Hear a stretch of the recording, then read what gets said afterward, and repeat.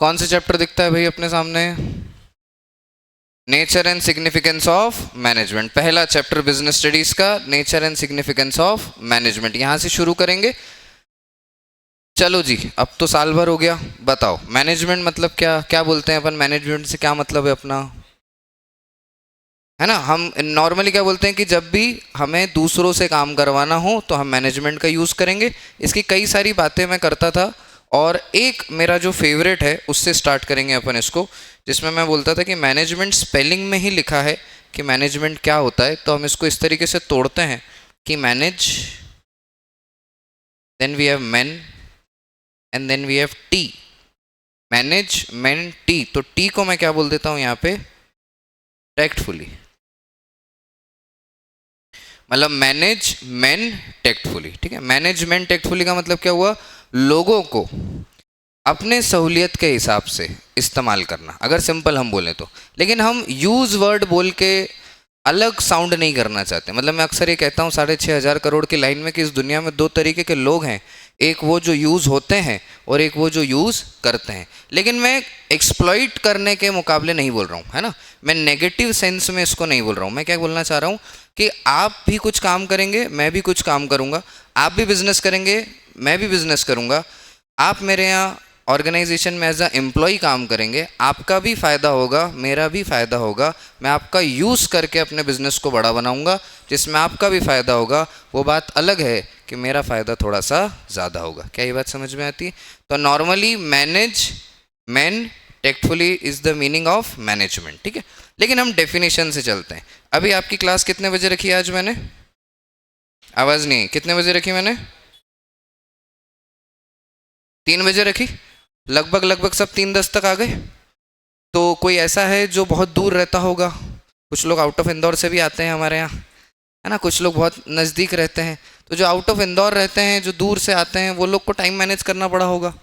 करीबन 2 सवा 2 के आसपास निकले होंगे। क्योंकि क्या, जो दूर रहते हैं उन्हें ट्रैफिक के बारे में नहीं पता होता कि शहरों में ट्रैफिक भी होता है।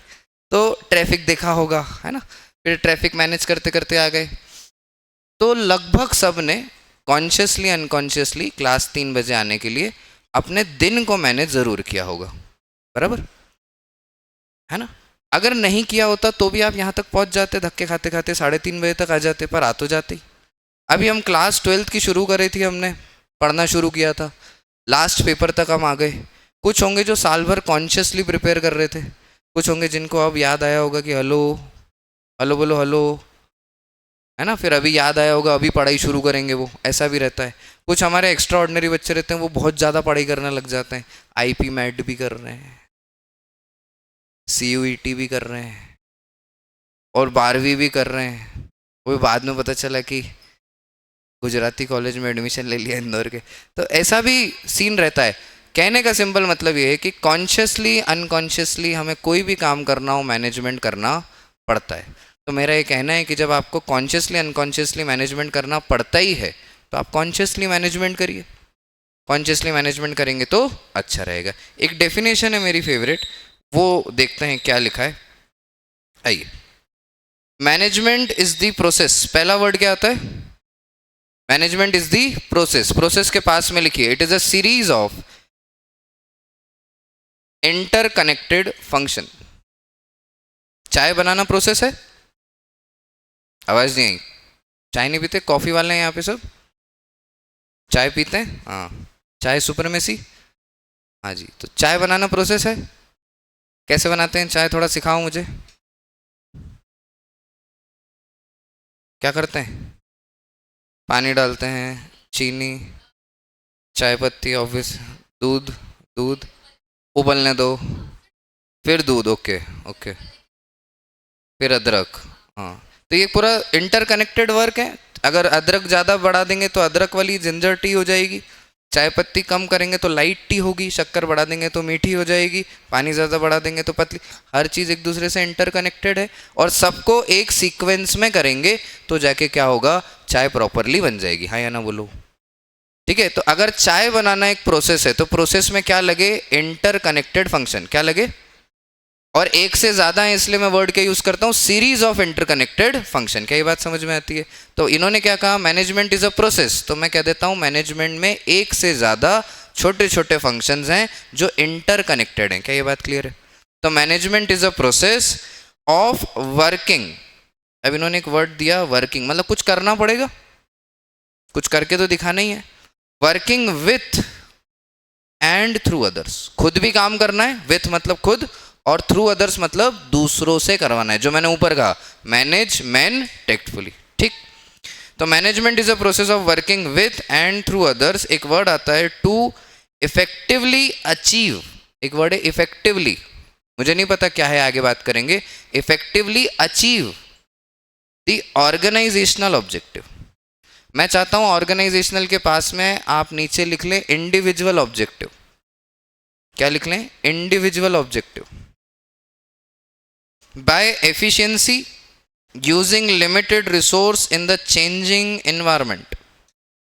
बदलते माहौल में अपने गोल को अचीव करने के लिए जो भी प्रोसेस हम लगाएंगे जिसमें काम पूरा हो, कम से कम रिसोर्सेज में हो, उसको मैनेजमेंट बोलेंगे। तो management is a process of getting things done with or through others with the aim of achieving organizational goal through efficiency and effectiveness along with the limited resources comparatively with the changing business environment।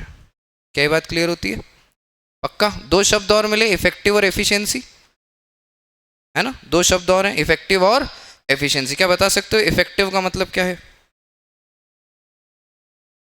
काम पूरा करना। तो effective मतलब कौन हुआ? जो 3 बजे dot पहुंच गया वो इफेक्टिव है। जिसने क्लास 12th पढ़ के एग्जाम दी वो इफेक्टिव है। एफिशिएंट कौन है? कम रिसोर्सेज में काम पूरा कर दिया, या फिर हम कह सकते हैं रिसोर्सेज उतनी ही लगाई लेकिन रिजल्ट अच्छा दे दिया। तो जो बच्चा उसी 12th में टॉप कर जाए वो एफिशिएंट है। सबको एक साल मिला था, सबको सेम बुक मिली थी, एक ने 100 on 100 स्कोर करा, जिसमें से आप जो बैठे हैं काफ़ी सारे ऐसे हैं जो 100 on 100 स्कोर करेंगे, और कुछ ऐसे हैं जिन्होंने 100 on 100 स्कोर नहीं किया, स्टिल स्कोर किया। तो जिन्होंने एग्जाम दी, स्कोर किया, वो इफेक्टिव। ठीक, जिन्होंने बेस्ट स्कोर किया उसी टाइम पीरियड में वो एफिशिएंट। जैसे मैंने अभी थोड़ी देर पहले कहा कि कुछ बच्चे हैं वो एक्स्ट्रा पढ़ाई कर रहे हैं, आईपी मैट भी कर रहे हैं, सीयूईटी भी कर रहे हैं, सीए फाउंडेशन के बारे में भी सोच रहे हैं, 12th भी मैनेज कर रहे हैं। मान लीजिए सीरीज में उन्होंने रिजल्ट दिया, मार्च कंप्लीट हुआ 12th, मई में उन्होंने अटेम्प्ट दिया सीए फाउंडेशन, मार्च में 12th में 90+ स्कोर किया, सीए फाउंडेशन में अच्छा स्कोर किया। अगला अटेम्प्ट आया उनका नेक्स्ट में, उसमें उन्होंने सीए इंटरमीडिएट का एग्जाम दिया, वो भी बढ़िया स्कोर किया। तो कंसेक्यूटिव 3 रिजल्ट दिया आपने उसी 1 साल 1.5 साल 12th के टाइम पे, जहाँ पे बच्चे स्कैटर्ड थे। तो आप एफिशिएंट हैं। आप क्या हैं? एफिशिएंट। अब मैं बिजनेस के एग्जाम्पल से बात करूंगा। मान लीजिए बिजनेस में 2 लड़के हैं, एक का नाम है वेदांत और एक का नाम है विशेष। जो वेदांत भाई हैं वो 8 घंटे में 10 बॉक्स बनाते हैं, और जो विशेष है, यस, जो वेदांत भाई है वो 8 घंटे में कितने बॉक्स बनाते हैं? कॉल किया, चेतन को कॉल किया, क्या बोले? 102 में नहीं है, फिर बैठ जाओ, वो आएगा तो बात करेंगे।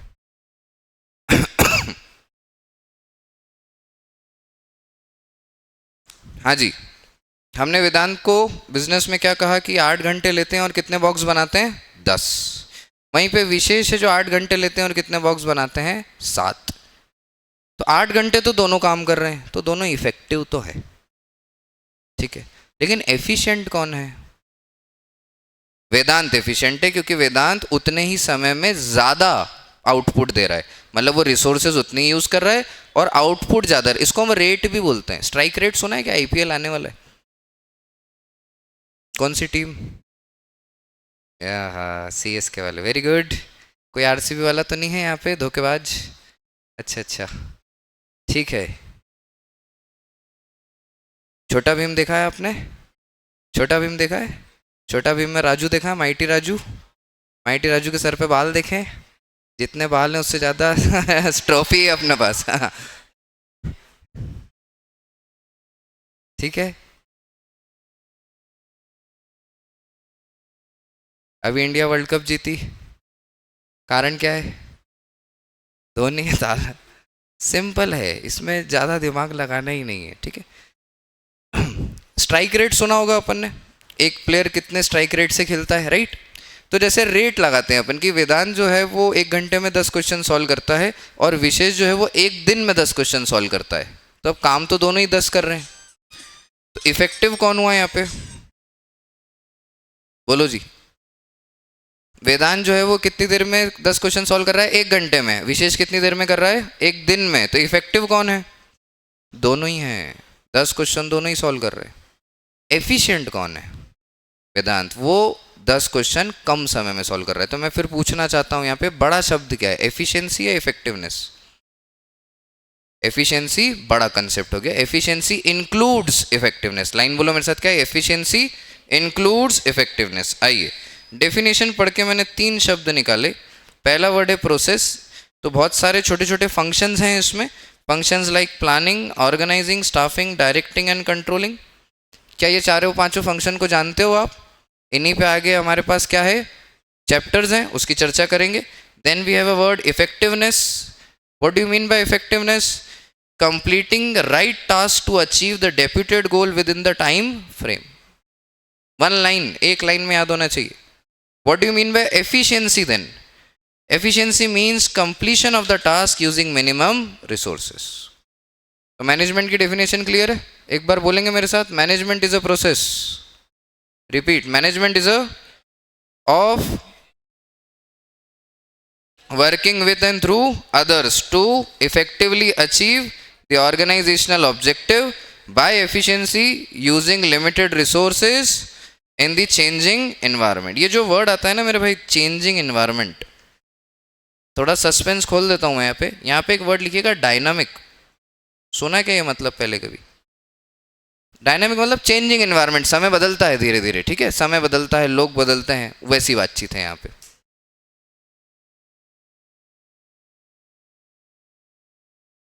Now we have a comparison between effectiveness versus efficiency. तो I am very clear with the concept of effectiveness and efficiency. तो मैं चाहता हूँ कि एक टेबल है आपके सामने, इसको जल्दी से 1 मिनट लीजिए और रीड करिए।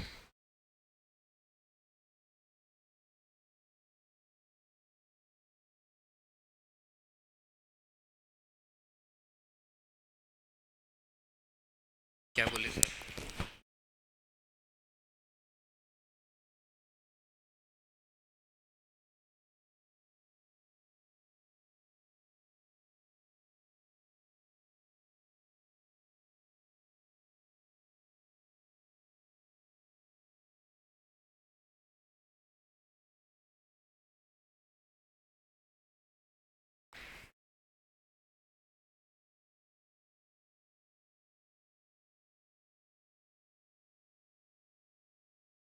ठीक है, हाँ जी, डन। एक बार मैं जल्दी से पढ़ूं आपके लिए। इफेक्टिवनेस का मतलब क्या बोल रहे हैं ये, it refers to completion of the work on time. Efficiency means it refers to completion of work correctly with the minimum cost and maximum profit. कम से कम खर्चे में ज़्यादा से ज़्यादा प्रॉफिट देंगे तो क्या बोलेंगे, efficiency. Then we have in simple words, doing the right things means effectiveness. Doing things correctly in a faster and cost efficient manner, it is considered as efficiency. I hope I am very clear with it. Objective क्या है, result on time. Efficiency का objective क्या है, least wastage of time, effort and cost. ठीक, minimum खर्च हो, समय ज़्यादा से ज़्यादा बर्बाद ना हो, ऐसा। मेन फोकस किसका है, टाइम का, और यहाँ पे फोकस किसका है, कॉस्ट का। मैं फिर पूछता हूँ, क्या ऑर्गेनाइजेशन में सिर्फ वेदांत जैसे लोगों की ज़रूरत है जो सब बहुत कम रिसोर्सेज में अच्छे से अच्छा काम करते हैं, और विशेष जैसे लोगों को ऑर्गेनाइजेशन से हटा दें जो एफिशिएंट नहीं है, सिर्फ काम कंप्लीट करते हैं, या दोनों का होना ज़रूरी है। Balance should be there. हर आदमी by birth by default efficient नहीं होता है, पहले इफेक्टिव होता है फिर एफिशिएंट होता है। तो जो आज इफेक्टिव है वो कल एफिशिएंट हो सकता है, अगर वह एफिशिएंट व्यक्ति की संगत में रहेगा तो एफिशिएंसी को जल्दी अचीव करेगा। इसलिए ऑर्गेनाइजेशन दोनों को हमेशा अपने पास एम्प्लॉय करके रखेगी। क्या ये बात क्लियर होती है? अच्छा अब चालू हो गया लेवल 1। जो पुराने हैं वो तो जानते हैं। सारे चैप्टर बिजनेस स्टडीज के मैंने भागों में बांटे हुए हैं, level 1, level 2, level 3, level 4, level 5 तक जाएंगे हम। लेवल 1 मतलब जो बेसिक बातचीत है, लेवल 1 के बाद जितने भी टॉपिक हैं ये ज़्यादा टेक्निकल हैं और एग्जाम में इसमें से ज़्यादा पूछा जाता है। क्या ये बात क्लियर है? तो अब हम लेवल 1 के पहले टॉपिक पे चलते हैं, मैनेजमेंट के कैरेक्टरिस्टिक्स पे। तो I hope you are very clear with the concept of management, है ना। ध्यान रखिएगा, मैं थोड़ा स्पीड में आपसे बात कर रहा हूँ क्योंकि मैं पूरा कंसेप्ट डिलीवर नहीं कर रहा, मैं रिवीजन कर रहा हूँ। मैं उम्मीद करके बैठा हूँ कि आप मैनेजमेंट जानते हैं। आप जानते हैं जब मैनेजमेंट की क्लास शुरू होती है तो 4 दिन लगते हैं शब्द समझाने में कि मैनेजमेंट क्या है।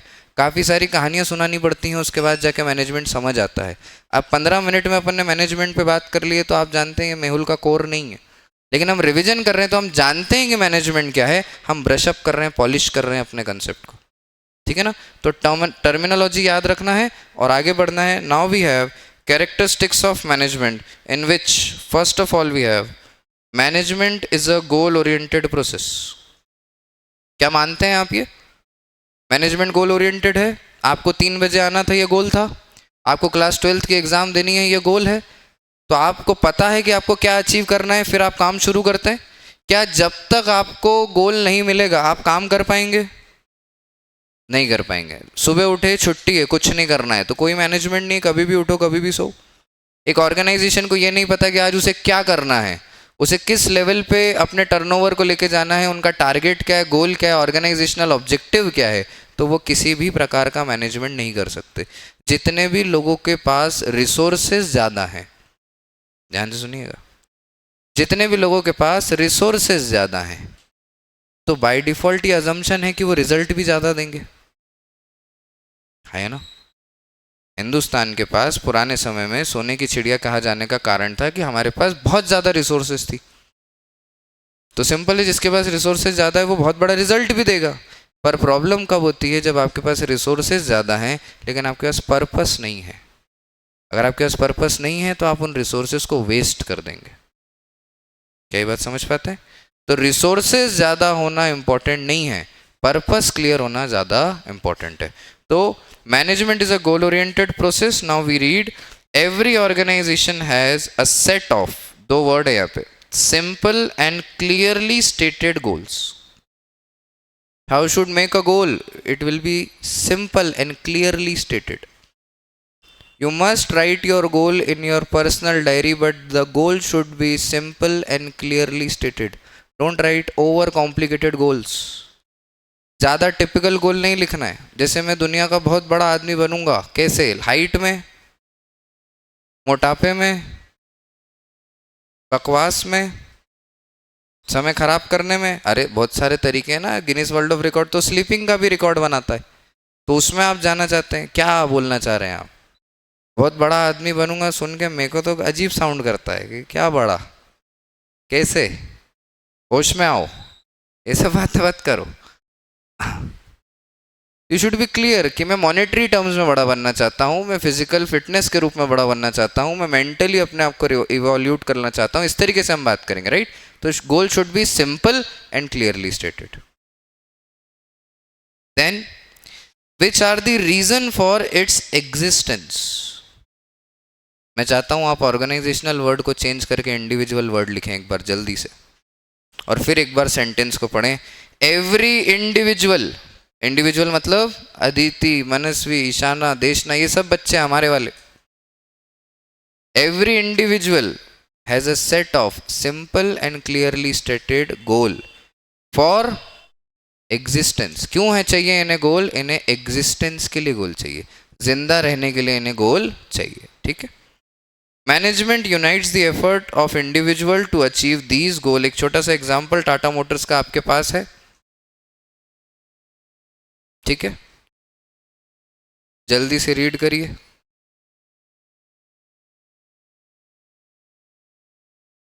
Now we have the other characteristics.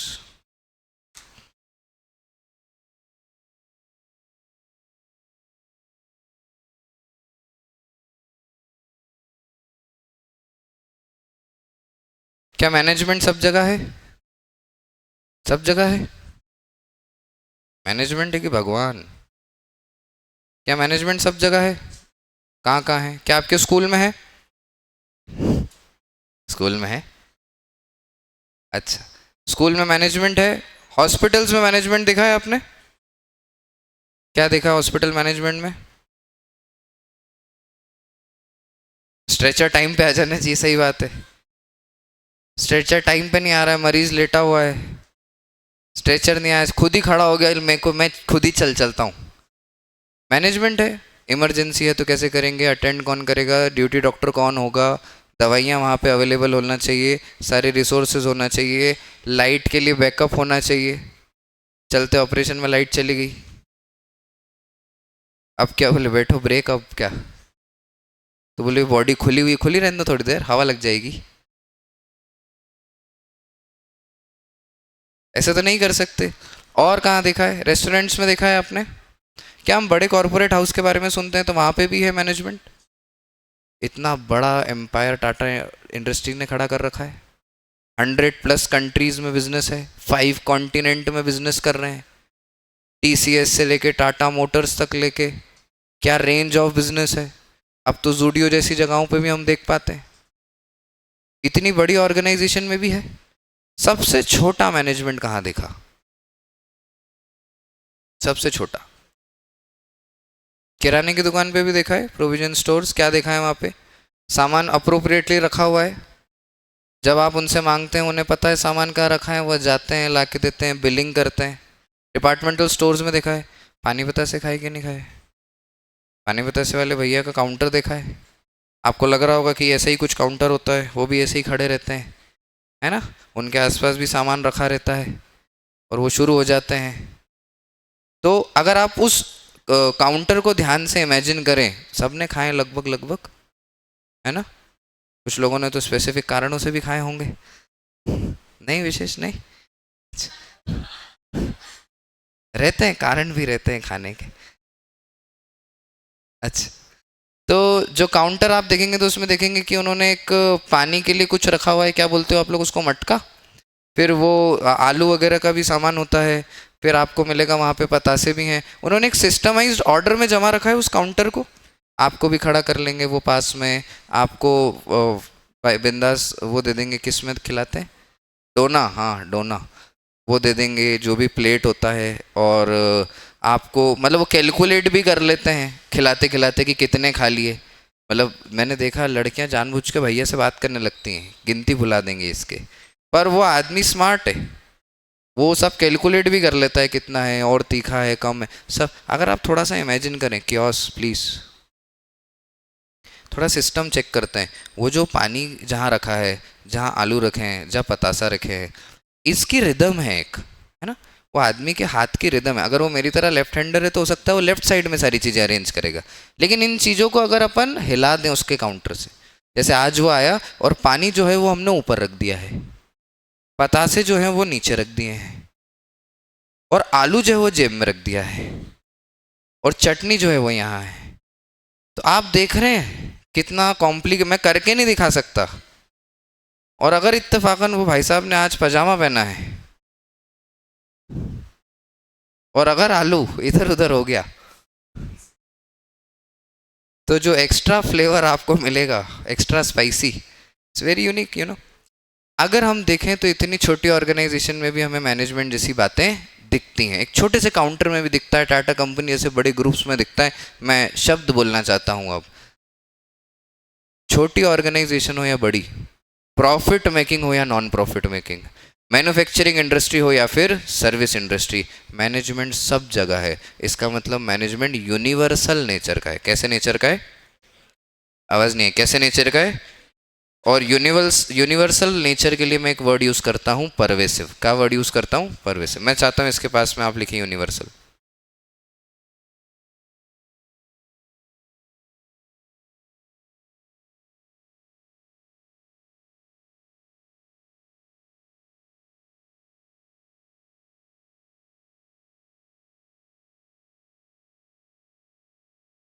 Done, absolutely.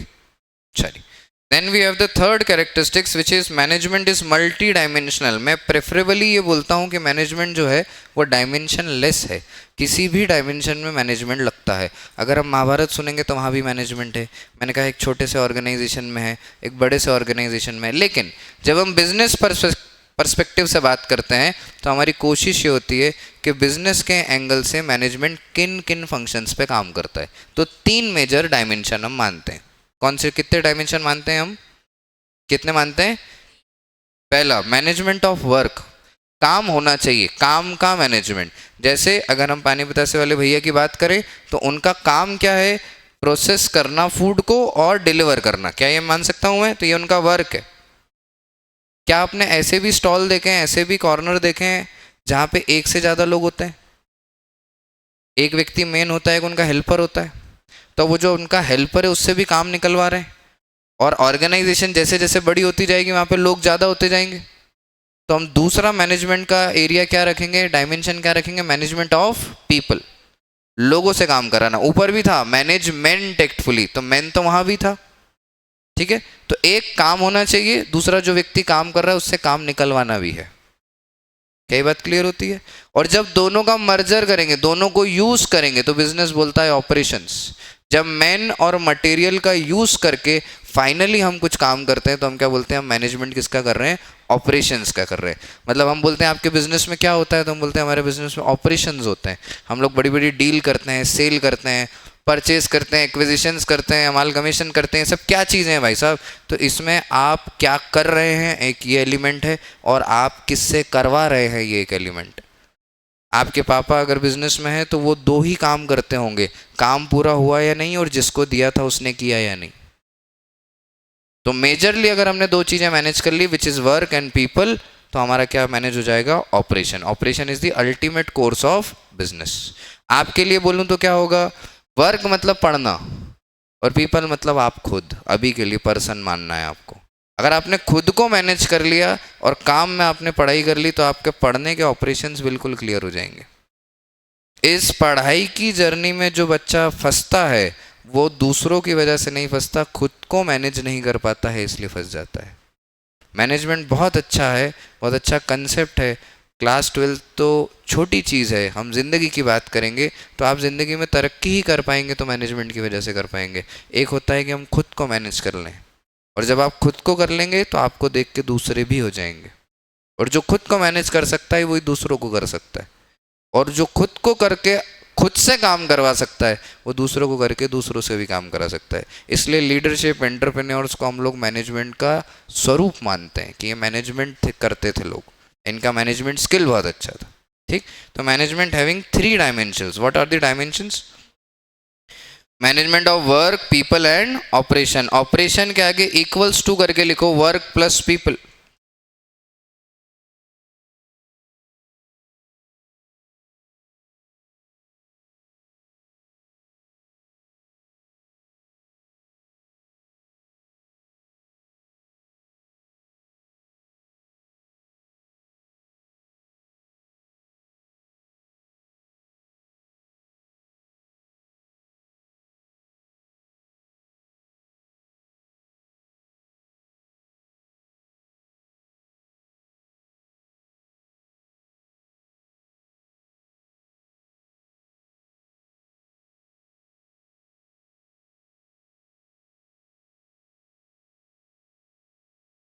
Done.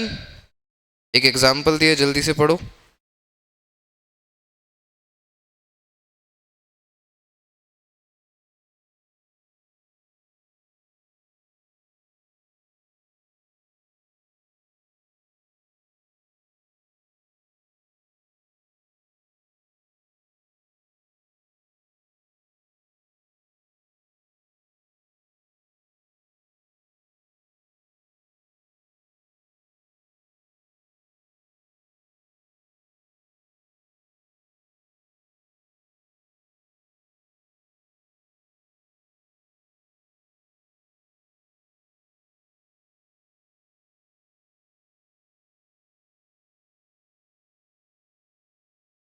कितने कैरेक्टरिस्टिक्स हो गए मैनेजमेंट के?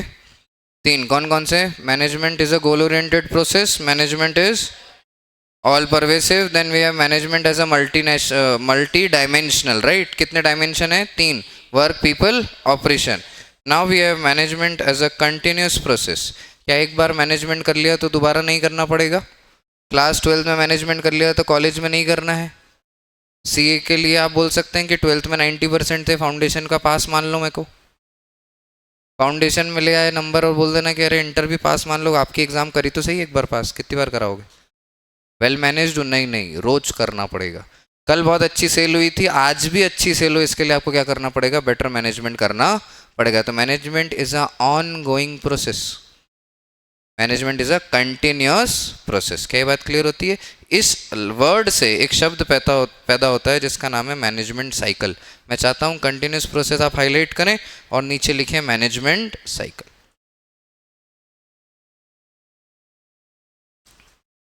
ऊपर हमने कुछ फंक्शंस ऑफ मैनेजमेंट देखे, कितने फंक्शंस देखे थे? 5। Planning, organising, staffing, directing and controlling. अगर ये सब फंक्शन है और मैनेजमेंट एक प्रोसेस है तो मैनेजमेंट की साइकिल में इन्हीं फंक्शंस का यूज होगा और ये फंक्शंस कंटिन्यू काम करते रहेंगे डे एंड नाइट। तो हम क्या बोलेंगे? Management is a continuous process. एक एग्जांपल है एचडीएफसी बैंक का, इसमें लिखते हैं planning customer services, organising terms and controlling daily transaction happen continuously. कोई भी एक चीज को रोक नहीं सकते। आज आपने कस्टमर की प्रॉब्लम सुनी, कल नहीं सुनेंगे क्या?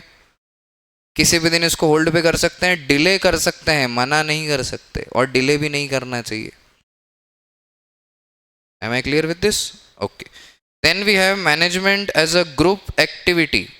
ऊपर जो मैंने पढ़ा था मैनेजमेंट एक्टफुली, उसमें एम ई एन है या एम ए एन है? एम ई एन है। एम ई एन मतलब एक से ज्यादा मैन, वुमन नहीं है वहां, देखो आप प्रिसाइसली।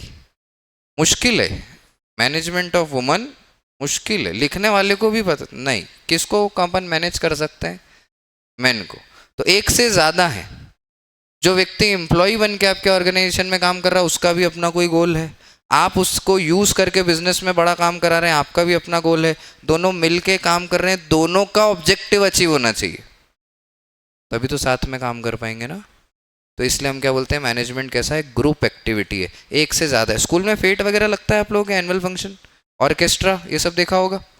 स्कूल में फेट लगता है, 4-5 लोग मिलके काउंटर लगाते हैं, सामान, सबका काम करना ज़रूरी है, पैसा आएगा सब में बटेगा, ठीक? तो ये सारी चीज़ें हमें क्लियर करती हैं कि management is a group activity. Example में आपको मिलेगा, the success of Zomato depends on team work between delivery partner, app developer and customer support staff. क्या आप मानते हो ये चीज़? आपने डिलीवरी पार्टनर मतलब रेस्टोरेंट्स, आपने जोमेटो का ऐप खोला, किसी रेस्टोरेंट को सिलेक्ट किया क्योंकि आप अपने लोकल रेस्टोरेंट्स को जानते हो, जोमेटो तो पैन इंडिया है, वो तो सबको नहीं जानता है, लिस्टेड है, लेकिन इतना डिटेल में तो नहीं जानता जितना आप जानते हो। आपने डिश सिलेक्ट करी, ऑर्डर प्लेस किया, अब ये उनका मैनेजमेंट ही तो है तीनों लोगों का, कि जो खाना बनाने वाला है वो टाइम टू अपडेट कर दे जोमेटो के डिलीवरी पार्टनर को जो लेने आ रहा है, आपका उससे कम्युनिकेशन हो जाए। अगर कोई भी फॉल्स होता है, कोई भी इसमें कैलकुलेशन या एरर आता है तो हम क्या करेंगे, कस्टमर सपोर्ट पे बात करेंगे, वो हमें आगे से रिप्लाई करेंगे, रिवर्ट करेंगे। बहुत ज़रूरी है ये।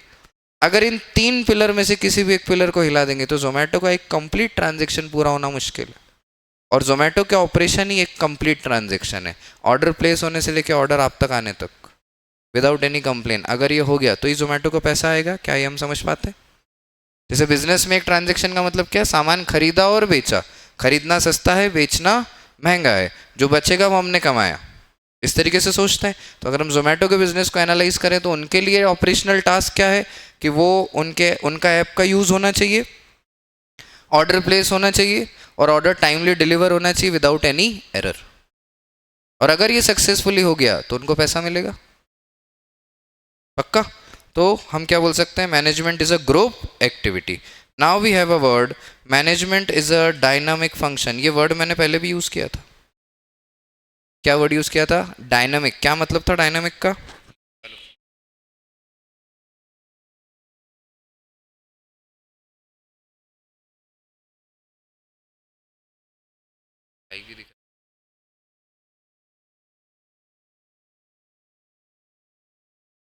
जी, डायनेमिक में हमने क्या बोला था? Changing environment. एनवायरनमेंट चेंज होता है क्या? कौन सा एनवायरनमेंट? ये जो वेदर एनवायरनमेंट चेंज हो रहा है ये वाला। Then business environment. हम इसको ऐसा बोल सकते हैं कि आप यहाँ पे खड़े होकर बिजनेस कर रहे हैं, लेकिन बिजनेस बहुत सारे अदर फैक्टर से कनेक्टेड है और अदर फैक्टर कॉन्टिन्यूसली चेंज होते हैं, उन पे आपका कंट्रोल नहीं होता है। एक दिन आप ऐसे ही बैठे थे, रात में एक व्यक्ति आया और उसने कहा कि आज से 500,000 के नोट बंद।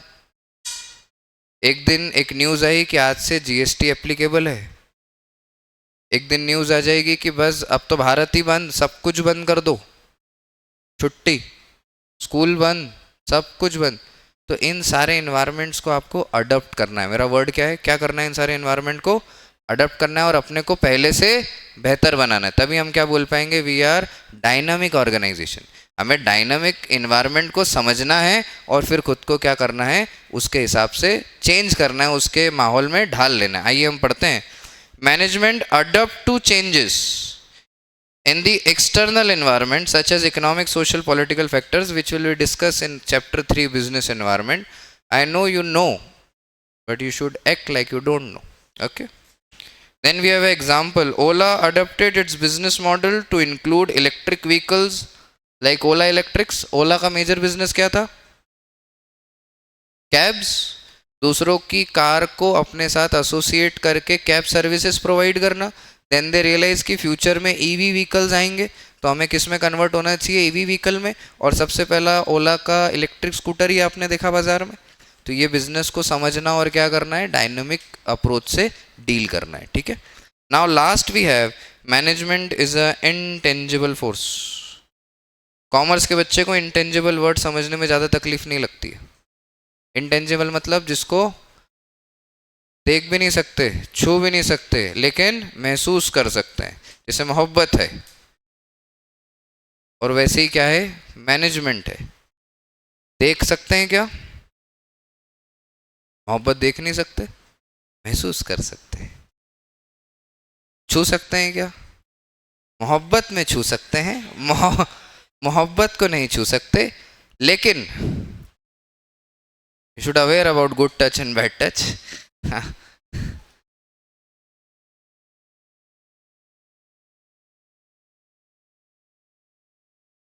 तो मैनेजमेंट कैसा है? मोहब्बत जैसा है, इनटेंजिबल है, ना तो दिखता है ना हम छू सकते हैं, लेकिन हम उसे महसूस कर सकते हैं। जैसे आप किसी 5 स्टार रेस्टोरेंट में एंटर करते हैं तो आपको वेल मैनेज्ड चीज़ें दिखेंगी, तो ये महसूस हो रहा है। मतलब आप किसी को ऐसा बोल सकते हैं, लाओ आपका बेहतरीन मैनेजमेंट दिखाओ। मतलब ऑफेंसिव है ये सब स्टेटमेंट, नहीं? Can you show me your management? ना ना, ऐसा सब नहीं बोल सकते हम, क्योंकि इंटेंजिबल है ना, हम नहीं दिखा सकते। क्या आप समझ पा रहे हैं ये बात को? पक्का? लेकिन हम महसूस कर सकते हैं। हम एक ऑर्गेनाइजेशन में गए हैं, जैसे वहाँ पे हमने चाय ऑर्डर दी, वो व्यक्ति जो चाय बना रहा है वो पुराना सा उसका कुछ यूटेंसिल है, चाय लेके आ रहा है, तो चाय के कप 5 कप उसने ऐसे पकड़े हुए हैं, तो you know the extra ginger flavour you are having in that tea. तो फिर उन्होंने आपको ला के ऐसे यूँ दे दी है, और फिर आपने पी, टेस्ट नहीं आया भैया जिंजर बढ़ा दें, then you have ginger extra. तो these are all the stuff you have to understand. You can't see management, you can't touch management, but you can feel management.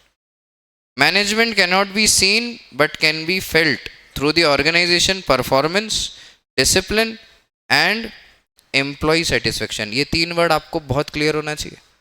ये मत लिख के आना वहाँ पे कि मैनेजमेंट मोहब्बत जैसा है। क्या लिखना है आपको?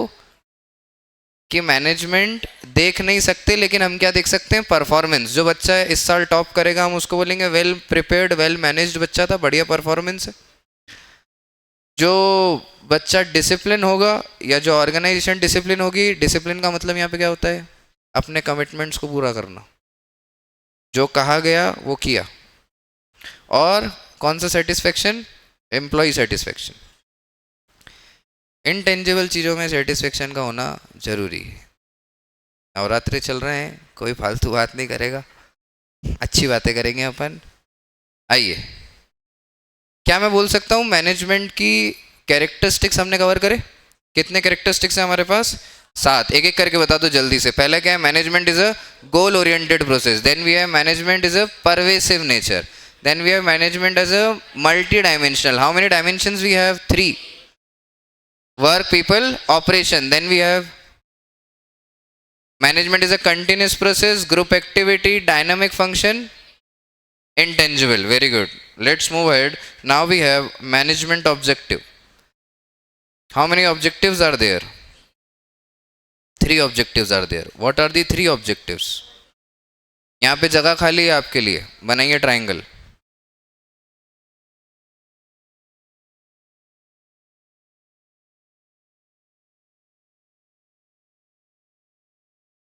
Organizational objective, then personal objective, then social.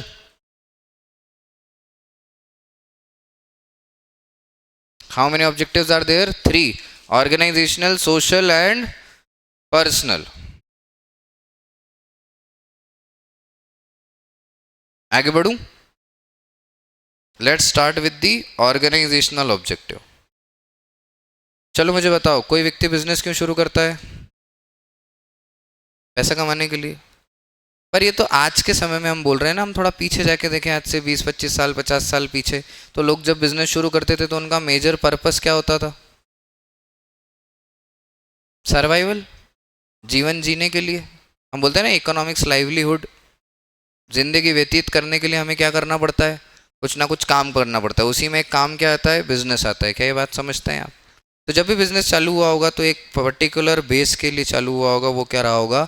Survival. Survival को अगर अकाउंटिंग डेफिनेशंस में बोले तो कैसे बोलेंगे? हम जो भी बिजनेस करते हैं उसमें कुछ कॉस्ट लगती है। Every business organisation have to incur the cost, और फिर जब उसको हम बेचते हैं तो हमें रेवेन्यू जनरेट होता है। आइडियोलॉजी ये बोलती है कि revenue should be higher than the cost. क्या यही बोलते हैं हम? रेवेन्यू ज़्यादा हो, कॉस्ट कम हो। अगर रेवेन्यू ज़्यादा है, कॉस्ट कम है, तो हम क्या बोलेंगे? हम प्रॉफिट कमा रहे हैं। हम क्या बोलेंगे? हम प्रॉफिट कमा रहे हैं। लेकिन अगर मैं ऐसा बोलूं कि जितना आपका कॉस्ट है उतना ही रेवेन्यू आ रहा है, 100 रुपये खर्च करते हैं, 100 रुपये आ जाते हैं, तो अभी आप बीईपी पे हो, break even point, no profit no loss situation. So we can say we are on survival stage. हम अभी सर्वाइव कर रहे हैं, बहुत नहीं कमा रहे। अच्छा, लॉस मेकिंग नहीं है। लॉस मेकिंग होते तो सर्वाइवल नहीं होता। We are now at survival stage. जितना कमाते हैं उतना खर्च करते हैं। क्या ये बात क्लियर है? इसकी सेकेंड स्टेज बाय डिफॉल्ट क्या होगी? प्रॉफिटेबिलिटी होगी। क्यों? क्योंकि अब आपका ग्रेजुअली धीरे धीरे रेवेन्यू बढ़ने लगेगा, कॉस्ट क्या होने लगेगी? कम। रेवेन्यू ज़्यादा है, कॉस्ट कम है, तो हम बोलेंगे now we are in profit, now we are a profitable firm, now we are making a profit. Am I clear with this? तो हम बोल सकते हैं क्या कि survival is the first organisational objective. Yes और नो? Survival is the first organisational objective. Then we have profitability as our objective. पहले जितना खर्च करते थे उतना कमाते थे, जितना खर्च करते हैं उससे ज़्यादा कमाते हैं। अब हमारा मार्केट में नाम है, ब्रांड वैल्यू है। अब हम चाहते हैं कि हमें एक्स्ट्रा पैसा मिले, हमारी ब्रांडिंग का पैसा मिले, हमारी गुडविल का पैसा मिले। जितना आम तौर पे इस बिजनेस में लोग कमाते हैं उससे ज़्यादा हम प्रॉफिट कमाना चाहते हैं। Now we are in growth phase. Which phase? आपकी पर्सनल लाइफ भी तो ऐसी ही है। इंडिविजुअल गोल्स करके देख लो। आपकी लाइफ 12th के बाद किस मोड पे चालू होना चाहिए? सर्वाइवल मोड पे। हो सकता है आपकी फैमिली वेल टू डू हो, तो उन्होंने आपके लिए सर्वाइवल प्रॉब्लम सॉल्व कर रखी होगी, रहना खाने की जगह कर रखी होगी, तो सर्वाइवल उन्होंने कर रखा है। तो अब आपको किस में काम करना है? प्रॉफिटेबिलिटी वाले फेट में। मतलब जितना भी घर वाले खर्च कर रहे हैं या जितना भी आप कॉस्ट इनकर्ड करते हैं उससे ज़्यादा रेवेन्यू जनरेट होना चाहिए, है ना? क्योंकि इससे क्या होगा? आप कौन से फेज में जल्दी शिफ्ट कर जाओगे? ग्रोथ में। और ग्रोथ में जब आप शिफ्ट करोगे, ग्रोथ फेज में जब आप होगे, तब पूरे घर की ग्रोथ होती है। आप अपने गोल और अपने ऑब्जेक्टिव्स तो सोचते ही हैं, पर आपको ये नहीं पता कि आपके गोल्स और आपके ऑब्जेक्टिव्स के श्रृंखला में बहुत सारे लोगों के गोल्स और ऑब्जेक्टिव होते हैं। मुझे क्यों बहुत काम करना है? इसलिए नहीं कि मुझे बहुत पैसा कमाना है, वो तो मुझे कमाना ही है। क्योंकि जब मैं बहुत काम करूंगा तो मेरी वजह से और भी ऐसे लोग होंगे जिनका सर्वाइवल हो पाएगा। जो सर्वाइवल में होंगे तो प्रॉफिटेबिलिटी में आ जाएंगे, जो प्रॉफिटेबिलिटी में होंगे तो मेरे साथ साथ किस फेज में आ जाएंगे, ग्रोथ में। ये इसी के लिए तो हम ह्यूमन बीइंग हैं, इसी के लिए तो हम लोग इंसान है ना, हम सोच सकते हैं खुद का भी और दूसरों का भी। क्या ये बात समझ में आती है? तो how many goals are there in the organisational objective? 3। Which are these 3? Survival, profitability and growth. Survival याद कैसे रखेंगे? जितना कॉस्ट उतना रेवेन्यू। प्रॉफिटेबिलिटी मतलब revenue covering all the cost, cost से ज्यादा है revenue. And what about the growth phase, जिसमें या तो, सुनना ध्यान से, कोई बिजनेस ऑर्गेनाइजेशन ग्रोथ कर रही है, कैसे बोलते हैं हम? दो चीज़ों से चेक करना है, टर्नओवर बढ़ रहा हो, क्या बढ़ रहा हो, या फिर नंबर ऑफ एम्प्लॉयज बढ़ रहे हो। कोई भी बिजनेस की ग्रोथ कैसे चेक करोगे आप? ये मत बोलना हम प्रॉफिट ज्यादा कमाने लग गए, अरे ये तो वॉलेटाइल चीज है बेटा, प्रॉफिट तो फ्लक्चुएटिंग है ना। पर आप जब ये बोलोगे सर हमारा टर्नओवर बढ़ रहा है, तो हम क्या कहेंगे कि टर्नओवर तब बढ़ेगा जब लोगों का ट्रस्ट बढ़ रहा है। टर्नओवर तब बढ़ेगा जब आप रिसोर्सेज का ऑप्टिमम यूटिलाइजेशन कर रहे हैं। तो रिसोर्सेज का यूटिलाइजेशन हो रहा है इसीलिए टर्नओवर बढ़ रहा है, मतलब ग्रोथ हो रही है। या फिर नंबर ऑफ एम्प्लॉयज बढ़ना चाहिए। नंबर ऑफ एम्प्लॉयज बढ़ रहे हैं मतलब लोग आप पे ट्रस्ट करते हैं, आपके साथ मिलके काम करना चाहते हैं, ऑर्गेनाइजेशन को बड़ा बनाना चाहते हैं। क्या ये बात कर पा रहे हैं अपन? तो ग्रोथ कैसे बोलेंगे, समझ आता है क्या? आइए पढ़ के देखें, टेबल बनाया मैंने आपके लिए। सर्वाइवल में लिखते हैं every organisation must earn enough revenue to cover its, complete करो sentence, cover its, very good. What about profitability? An organization must earn adequate profit to continue and grow. What about growth? Growth reflects how effectively organization exploit market opportunities. Exploit मतलब जितनी आती हैं सब हम use करते हैं, ऐसा गलत मत ले लेना यहाँ पे कि ये मेजर कैसे करेंगे। You should be very clear with this term. How will you measure the growth?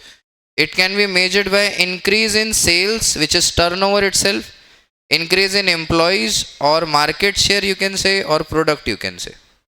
पर मेजरली दो चीज़ों से ध्यान रखना चाहिए। किन किन चीज़ों से? नंबर ऑफ एम्प्लॉयज बढ़ रहे हैं और क्या बढ़ रहा है? टर्नओवर बढ़ रहा है। ठीक है, तो हमारे पास टोटल कितने ऑब्जेक्टिव हैं? 3, ऑर्गेनाइजेशनल, सोशल और पर्सनल। ऑर्गेनाइजेशनल में कितने हैं? 3, सर्वाइवल, प्रॉफिट और growth. Let's move ahead. Now we have social objective. क्या लगता है सोशल ऑब्जेक्टिव क्या होगा? मैं चाहता हूं मैं इसको पढ़ूं आपके साथ, क्योंकि बहुत कंफ्यूजन है इसमें, पढ़ के समझेंगे। सोशल तो कि समाज का भला करे ऑर्गेनाइजेशन, प्रॉफिट कमाए कि समाज का भला करे। हमको कंपनीज एक्ट सिखाते हैं कि CSR एक्टिविटी करें, CSR के नाम पे फंड अलग कर दें। ये सब करना है या फिर कुछ और करना है? मैं पढ़ के क्लियर करना चाहता हूँ, 2 मिनट इसमें खर्च करूंगा मैं। आइए, सोशल ऑब्जेक्टिव में हमको मिलता है सबसे पहले quality product at reasonable price. Majorly क्या करना चाहिए? अगर आप प्रोडक्ट ऑर्गेनाइजेशन है तो आपको क्या करना है? क्वालिटी प्रोडक्ट में डील करना है और प्राइस को कैसा रखना है? रीजनेबल। अगर आप ये करते हैं तो आप सोसाइटल का सोशल ऑब्जेक्टिव फुलफिल कर रहे हैं। क्या ये मान सकते हैं अपन? आना बोलो भाई, एग्जाम्पल बताओ। क्या अमूल ऐसा करता है? अमूल के milk product, dairy product affordable है हमारे लिए, तो अमूल एक तरीके से सोशल ऑब्जेक्टिव पे काम कर रहा है। Then we have employment opportunities create करना। सोशल ऑब्जेक्टिव में दूसरा ऑब्जेक्टिव क्या होगा ऑर्गेनाइजेशन का? जो ज़्यादा से ज़्यादा एम्प्लॉयमेंट अपॉर्चुनिटीज क्या करे? क्रिएट करे। ठीक। Then we have what? Employ welfare and basic amenities. जो आपके यहाँ काम कर रहे हैं, पहली बात तो ऐसी अपॉर्चुनिटी क्रिएट करोगे लोग आपके यहाँ आके काम करें। जो आके काम कर रहे हैं वो उनके वेलफेयर के बारे में सोचो, उनकी फैमिली के बारे में सोचो, उनके बच्चों के बारे में सोचो। मतलब फैमिली प्लानिंग नहीं करना है उनकी कि आप सोचो कि मैं अपने एम्प्लॉय की फैमिली प्लानिंग करूंगा। नहीं नहीं नहीं, वो कर लेंगे, वो कर सकें इसकी सुविधा आप दो। क्या बात समझे आप? Okay. Then we have environmental protection. Protection should be important and environmental protection is very important. तो एनवायरमेंट को बचाएं। कैसे बचाएंगे? कैसे बचाएंगे एनवायरनमेंट को? इको फ्रेंडली हम काम करेंगे, इको फ्रेंडली गणेश जी लाएंगे, दिवाली पे पटाखे नहीं जलाएंगे, ऐसा सब बातें कर रहे हैं आप। फिर कार्बन डाइऑक्साइड जो कंबंशन होता है, मिल्स चलती हैं, इन पे थोड़ा सा कंट्रोल करें। देखो, आपके अंदर के देशभक्त को जगाइएगा, जितनी अच्छी अच्छी बातें आपको लगती हैं, जितना समाज खराब हो चुका है वो सारी बातें इसमें लिख दीजिएगा। बाहर जाके खुद ही पेट्रोल की गाड़ी भगाइएगा, घर में फ्रिज चलाइएगा, एसी कम पे कर दीजिएगा कि, और फिर ऐसी सब बातें करिएगा क्योंकि इम्पॉर्टेंट है। As I said, protection is very important and environmental protection is more important. Okay, तो now we have two objectives, organisational objective and social objective. Social objective को 4 भागों में बांट दिया मैंने ताकि आपको याद रहे कि 4 बातें कर सकते हैं। पहली बात क्या करेंगे भैया, कम रेट पे ज़्यादा अच्छा माल बेच दो। दूसरी बात क्या करेंगे, एम्प्लॉयमेंट जनरेशन पे काम करो। अभी आईडी का पेपर लिख के आए होंगे, क्लियर होगा ना थोड़ा थोड़ा कि एम्प्लॉयमेंट जनरेशन पे बात करना है। फिर एम्प्लॉयमेंट का वेलफेयर करो, एम्प्लॉयज़ के लिए अच्छा करो, उनको सुख सुविधाएं प्रदान करो और खुद संन्यास ले लो। देन जब कुछ ना मिले तो फिर प्रकृति तो है ही, तो प्रकृति को बचाएं, बचा के रखना है सबको प्रकृति को, ठीक है। Now we have the third and the last objective, which is personal objective. Now you should take a pause and understand. हर आदमी अपनी अपनी अलग अपब्रिंगिंग से ऑर्गेनाइजेशन में आया है, ठीक है। आप सब भी अलग स्कूल के हैं, अलग माइंड सेट के हैं, अलग फैमिली बैकग्राउंड के हैं, अलग सराउंडिंग के हैं। इसके बाद आप इस ऑर्गेनाइजेशन में एंटर करते हैं। मान लीजिए आप सब एम्प्लॉई, सबका अपना अपना ऑब्जेक्टिव होगा। कोई पैसा कमाने आया है, कोई सर्वाइवल के लिए आया है, कोई ग्रोथ के लिए आया है। ऑर्गेनाइजेशन ऐसे में इतने सारे लोगों के इंटरेस्ट को, ऑब्जेक्टिव को कैसे एनालाइज करे, कैसे समझे और कैसे फुलफिल करे।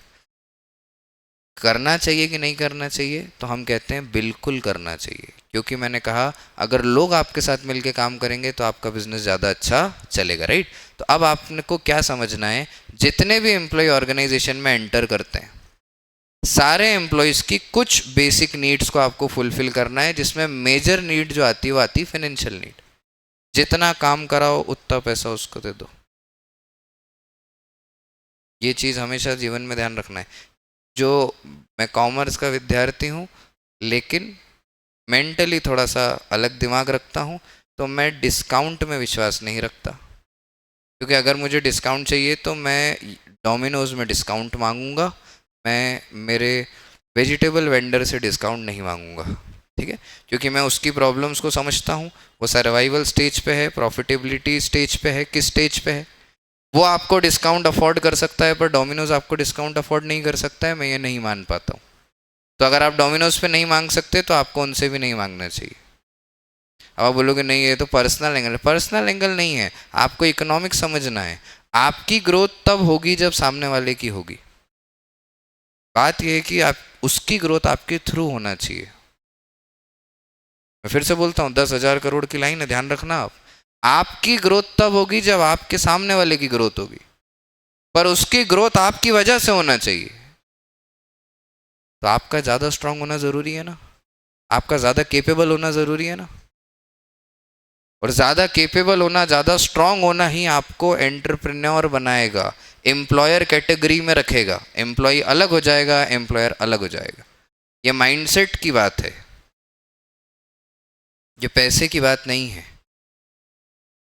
तो हमें ये समझना है कि एम्प्लॉय जो हमारे यहाँ काम कर रहा है उसकी कुछ नीड है, जिसमें मेजर नीड हम क्या फुलफिल करेंगे, फाइनेंशियल नीड। इसके बाद उसको क्या प्रोवाइड करेंगे, सेफ्टी एंड सिक्योरिटी प्रोवाइड करने की कोशिश करेंगे। मतलब एम्प्लॉय पता है घर से निकलता है तो ये सोचता है कि आज मैं कितना कमा के घर जाऊंगा, और उसकी लाइफ का एक फेस चेंज हो जाता है जब वो ये देख लेता है कि आज तो मैंने कमा लिया और खाना खा लिया, अब मैं कल भी इतना ही कमा के खाना खा सकता हूँ। This is for security. और जब उसे ये इंश्योर हो जाए कि अब मैं आने वाले 10 साल तक कमाऊंगा और खाऊंगा, तो अब वो थोड़ा सेफ फील करता है। इस दुनिया में हर आदमी कैपेबल है और रिस्क टेकिंग कैपेसिटी रखता है, पर जब वो भूखा है तो वो रिस्क नहीं ले पाएगा, तब वो अपनी कैपेबिलिटीज़ को कम करता है ताकि वो काम कर सके जिससे भूख मिट जाए। क्या ये बात समझ पाते हैं आप? तो you should be very clear with the employ part. Okay, तो we have 3 objectives in the management. Number one, organizational objective, which includes three more objective, which is survival, profit, and growth. Then we have social objective, and then we have personal objective. I hope I am very clear with the management or objectives for the management. Let's move ahead. Now we have importance of management. उसके पहले मैं चाहता हूँ कि pages पीछे जाइए, अब तक सब चेक करके आइए, किसी भी पॉइंट में डाउट हो तो मुझसे बात करिए. Be quick.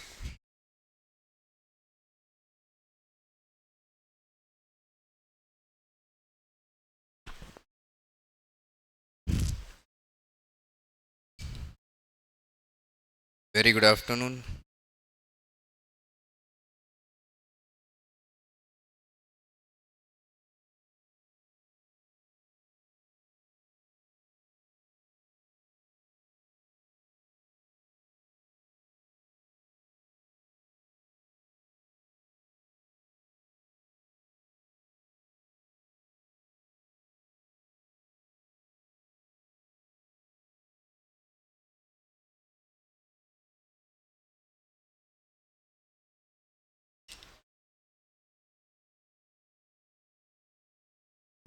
डन. ठीक है यहाँ तक. Management clear, effective efficiency clear, आना बोलो. फिर क्या क्लियर किया? कैरेक्टरिस्टिक्स, फिर objectives. Now we have importance of management. अगर हम मैनेजमेंट अप्लाई करें तो हमें क्या फ़ायदा मिलेगा? सबसे पहला, management helps in achieving group गोल. मुझे नहीं लगता अब मुझे इस पे ज़्यादा बोलना पड़ेगा. अगर हम मैनेजमेंट एप्लीकेबल रखेंगे, अप्लाई करेंगे, तो हमारे ग्रुप गोल्स क्या हो जाएंगे? अचीव हो जाएंगे. क्या ये बात आप समझते हो? ग्रुप गोल अचीव हो जाएंगे. क्या हम सबके ग्रुप गोल हैं? ऑर्गेनाइजेशन में ग्रुप गोल होते हैं, बिल्कुल होते हैं. सप्लायर का गोल ये होता है कि मैं आपको माल दूंगा तो आप मुझे बेस्ट रेट दोगे. कंज्यूमर का गोल ये होता है कि मैं आपके यहाँ से खरीदूंगा तो मुझे बेस्ट क्वालिटी मिलेगी. हर व्यक्ति का गोल एसोसिएटेड है और प्रॉपर मैनेजमेंट सारे गोल्स को अचीव करने में हेल्प करता है. We have a example of Infosys. Manager align software developers, designer, testers toward delivering successful client project. तो सबके करियर पे ग्रोथ है ना भाई? हाँ ना तो बोलो पक्का. Then we have increase efficiency. Management increases efficiency. मानते हैं आप ये बात? अगर आप अपने साल को बहुत अच्छा मैनेज करते तो क्या आपकी एफिशिएंसी बढ़ती? कोई है जिसकी बढ़ गई हो, उसको ऐसा लगता हो? जैसे मैं अक्सर कहता हूँ कि क्लास 12th में जो है मेरे से मिल लेता है उसकी ज़िंदगी बदल जाती है. कुछ ना कुछ उसके जीवन में नया हो ही जाता है. ठीक है, वो भी गया होगा अब तक. जो नहीं हुआ होगा 11 साल तक, वो इस साल हो गया होगा. क्यों विशेष? जो नहीं हुआ वो हो जाता है. नहीं? अरे इस साल एमएमए ज्वाइन किया आपने, ये चेंज नहीं था लाइफ में? कितना बड़ा चेंज था, है कि नहीं? तो कुछ ना कुछ चेंजेस आ ही जाते हैं, बहुत सारे चेंजेस हो ही जाते हैं. अगर आप ध्यान से देखोगे तो आपको समझ में आएगा जितना आपने बीते सालों में नहीं पढ़ा उससे ज़्यादा इस साल पढ़ा होगा. तो आपकी एफिशिएंसी बढ़ी ना, आप प्रोडक्टिव है ना, आप केपेबल थे ना. क्या 11th में होते तब भी इतना पढ़ सकते थे? पढ़ सकते थे, तब पता नहीं था. अभी इतना कर रहे हैं तो बिल्कुल थक के हार गए हैं क्या? नहीं. और पहले नहीं थे, अब कर पा रहे हैं, तो अब तो और पावर आनी चाहिए कि आगे और इफेक्टिव हो जाएंगे, और बढ़िया कर पाएंगे, पहले से और बेहतर कर पाएंगे. तो management help us to achieve और इंक्रीज एफिशिएंसी. ठीक. There is a example of Maruti Suzuki improves efficiency by adopting lean manufacturing and automation to minimize wastage and maximum output. ठीक. Then we have third, management help us to create a dynamic organization. क्या मानते हैं आप इस बात को? क्या ऊपर हमने समझा कि हमें डायनामिक बनना है, इन्वायरमेंट में जो चेंजेस आ रहे हैं उसको अडॉप्ट करके खुद को पहले से बेहतर बनाना है, और मैनेजमेंट ही हमें हेल्प कर पाएगा. क्या जीएसटी को हमने ऑब्जर्व कर लिया? क्या कोविड को हमने ऑब्जर्व कर लिया? क्या नोटबंदी को हमने ऑब्जर्व कर लिया? इतने सारे चेंजेस हो रहे हैं बीते दिनों में, क्या हम सब चीज़ों को हैंडल कर रहे हैं ना? इसका मतलब हम डायनामिक व्यक्ति हैं। India is a dynamic economy, और आप सब भी डायनामिक ऑर्गेनाइजेशन ही अपने आप में। आपकी लाइफ में भी बीते साल में बहुत चेंजेस आए होंगे, बहुत ऊपर नीचे हुआ होगा, पर still you are working good, still you are on your goal. इससे बेस्ट क्या है? तो you are a dynamic individual, and आगे चल के आप बनाएंगे डायनामिक ऑर्गेनाइजेशन। ठीक है, एग्जाम्पल मिलता है Reliance Jio, transfer from telecom company to digital ecosystem by continuously adapting to technological changes. ये तो आप इसके साक्षी हैं, देखा है आपने इसको होते हुए। आप है ना एयरटेल आइडिया वाले, और आप आए ना जियो तक, आपने देखा है ना ट्रांजिशन कैसे आया? डायनामिसिटी से आया, डायनामिक होने की वजह से आया।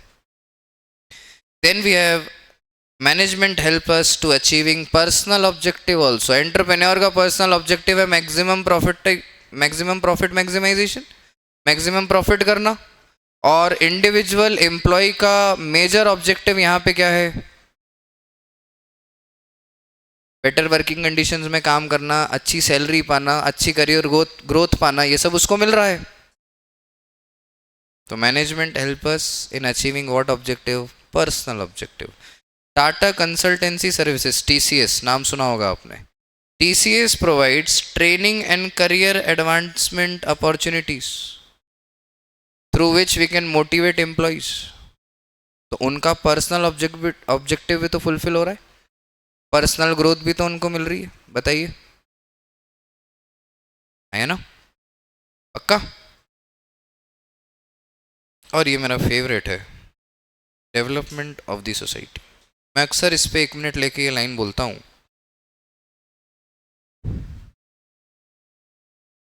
हम जॉब करते हैं तो बोल सकते हैं हमारा पहला पैकेज 15 लाख का है, दूसरा पैकेज जो हमारा लगा वो 20 का लगा, फिर 25 का लगा। तो हम एक कैलकुलेटिव ग्रोथ देख सकते हैं कि पहले इतना कमाते थे, अब इतना कमाते थे। अगर मैं कहूँ कि बिजनेस को ऐसे चेक करो, तो आप बोलोगे कि पहले साल हमने 1 करोड़ टर्नओवर किया, फिर 2 करोड़, फिर 100 करोड़, ऐसा बोल सकते हो आप। लेकिन मैं इसको ग्रोथ नहीं मानता।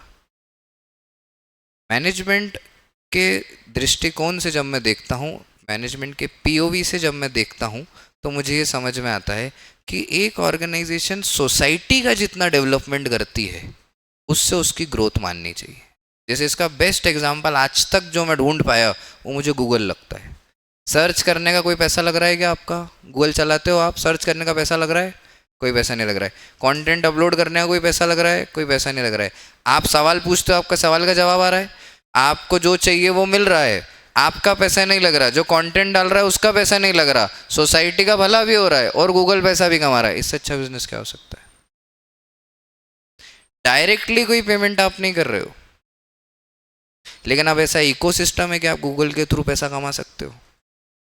तो आप सोचो ना, इससे बेस्ट बिजनेस क्या हो सकता है कि यूजर का खर्चा नहीं है, जो प्रोवाइडर है उसका खर्चा नहीं है, लेकिन जो व्यक्ति है उसका भला भी हो रहा है, वो चीज़ें भी सीख रहा है, और कंपनी जो है वो पैसा भी कमा रही है। इससे बढ़िया क्या चीज़ हो सकती है? तो लास्टली जो इम्पोर्टेंस ऑफ मैनेजमेंट है उसको मैं क्या बोलूँगा? Development of society. तो tell me, how many importance of management are there? बोलो जी, कितने हैं? 5। कौन कौन से? पहला क्या है? Helps in achieving group goals. Then we have what? Increases efficiency. Then creates dynamic organization. Then we have personal objective, achieving personal objective, and lastly we can say development of society. These are 5 characteristics of management. अब बहुत तारीफ हो गई, बुराई भी करेंगे थोड़ी सी, limitations of management भी डिस्कस करेंगे। नहीं है पर सिलेबस में होते हैं क्या? होते भी नहीं है। अच्छी चीज़ों की बुराइयाँ नहीं होती। जैसे मैं हूँ, मेरे में कोई खामी है? मैं बुरा आदमी हूँ? नहीं, मैं बुरा आदमी नहीं हूँ, मैं बहुत अच्छा आदमी हूँ, संत की तरह हूँ, महान हूँ। ये सब आपके मन के विचार हैं, जो मैं जानता हूँ आप मेरे बारे में सोचते हैं ऐसा, लेकिन मैं को इन सब चीज़ों का कोई घमंड नहीं। तो आप ऐसा सोचते हैं, शुक्रिया, आपने ये सब बातें मुझे कही, इसके लिए मैं बहुत शुक्रगुजार हूँ। Thank you so much. But मैं ये कहना चाहता हूँ यहाँ पे कि मुझे आप मत चढ़ाइए, क्योंकि फिर मेरे अंदर अहंकार की भावना आ जाएगी और मैं अहंकारी नहीं बनना चाहता। हमारे पीछे भैया बैठे हैं अहंकार कैंसल, तो मैं नहीं बनना चाहता ये चीज़।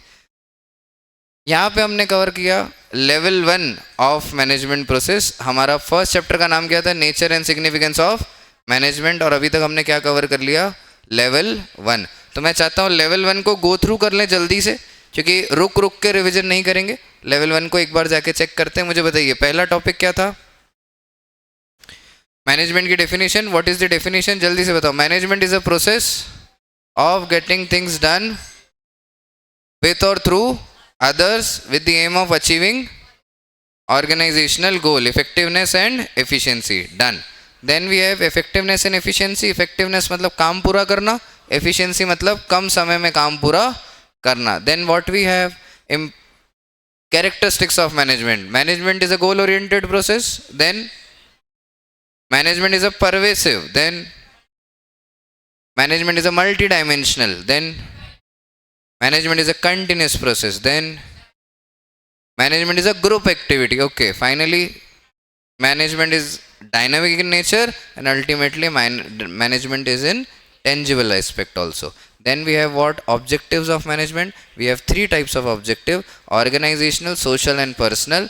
Organizational includes 3 types of objective: survival, profitability and growth. Okay, then we have importance of management.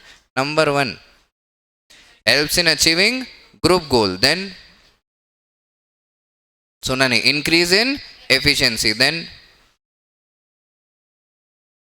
it helps in achieving dynamic organization. Then what we have? Achieving personal goals or objective, and lastly we can say development of the society. Now level 1 is over. Now we are on the level 2 topic. अगर कोई मुझसे पूछे कि chapter 1 पढ़ के क्या सीखा, तो ये टॉपिक आज जो पढ़ने जा रहे हैं ये सीखा। क्या नाम है? Nature of management. Nature word समझते हैं? हर इंसान का नेचर होता है। जैसे मेरा भी कोई नेचर होगा, तो आप मेरे नेचर को जानते ही हैं, तो आप मुझे बचा सकते हैं मेरा कैसा नेचर है? डायनामिक नेचर है। अच्छा, और जैसे मैं आपको बताता हूँ मेरा नेचर कैसा है। मतलब जैसे मुझे ऐसा कहा जाता है कि मैं टॉक्सिक हूँ, है ना, मैं डोमिनेटिंग टाइप का आदमी हूँ, मैं एग्रेसिव हूँ, रेज भरा आदमी हूँ, जो कि मुझे सब अच्छे लगते हैं। मतलब I take all these things as a compliment, अच्छी चीज़ है। ये सब तो गहना है मर्द का, नहीं? गहना, मर्द का गहना क्या है? यही सब होना, है ना। तो these are the basic trait मेरे बारे में लोग बोलते हैं और मुझे बड़े अच्छे लगते हैं। ऐसे आपका भी नेचर होगा, आपको भी कुछ ना कुछ बोला जाता होगा। जैसे मैंने सुना है कि कुछ लोगों का स्टैटिस्टिकल नेचर होता है, जैसे कुछ लोग मीन होते हैं, कुछ लोग मीडियन होते हैं, कुछ लोग मोड होते हैं। ऐसे सब भी नेचर होते हैं, है ना। और भी बहुत सारे तरीके के नेचर होते हैं। जैसे मैंने एक और किसी का नेचर सुना था कि इनका बहन जी टाइप नेचर है। ऐसा भी होता है, होता होगा, मतलब मुझे आइडिया नहीं, ऐसा मैंने सब सुना है। I don't know about the much thing. और मैंने अभी पता है, अब जेनजी लैंग्वेज सीख रहा भाई तुम्हारा। अभी मैंने एक वो वर्ड सीखा, मतलब मेरे को पता नहीं था कि मेरे जीवन में ये है, पर मेरे को पता चला। मैंने एक वर्ड सीखा, पिकमी गर्ल। सुन के मुझे बड़ा अजीब लगा कि ये क्या है, कि ऐसे मतलब ऐसे पब्लिक में, नहीं नहीं। देन आई अंडरस्टूड कि क्या मतलब। मैंने अरे अपन तो रहे हैं ऐसे लोगों के साथ, अपने स्कूल में बहुत थे। हाँ, अभी मैं सॉफ्ट लॉन्च और हार्ड लॉन्च तक आ गया हूँ। अरे तो मुश्किल है भाई, मुश्किल है। मेरे से किसी ने पहली बार बोला, बोले सॉफ्ट लॉन्च और हार्ड लॉन्च, तो मैंने बोला obviously I prefer hard always, why to go soft. बोले आप क्या समझ रहे हैं? मतलब लॉन्चिंग, ना ना, दिस डिफरेंट थिंग। तो मुश्किल है, सीखना पड़ता है। तो there are so many natures. कुछ 2-3 नेचर की मैं एक बात करूंगा आपसे। एक नेचर होता है आर्ट, सुना है आपने? आर्टिस्ट सुने होंगे, बड़े सारे लोग लिख लेते हैं अपने नाम के आगे आर्टिस्ट, है ना। कुछ लोग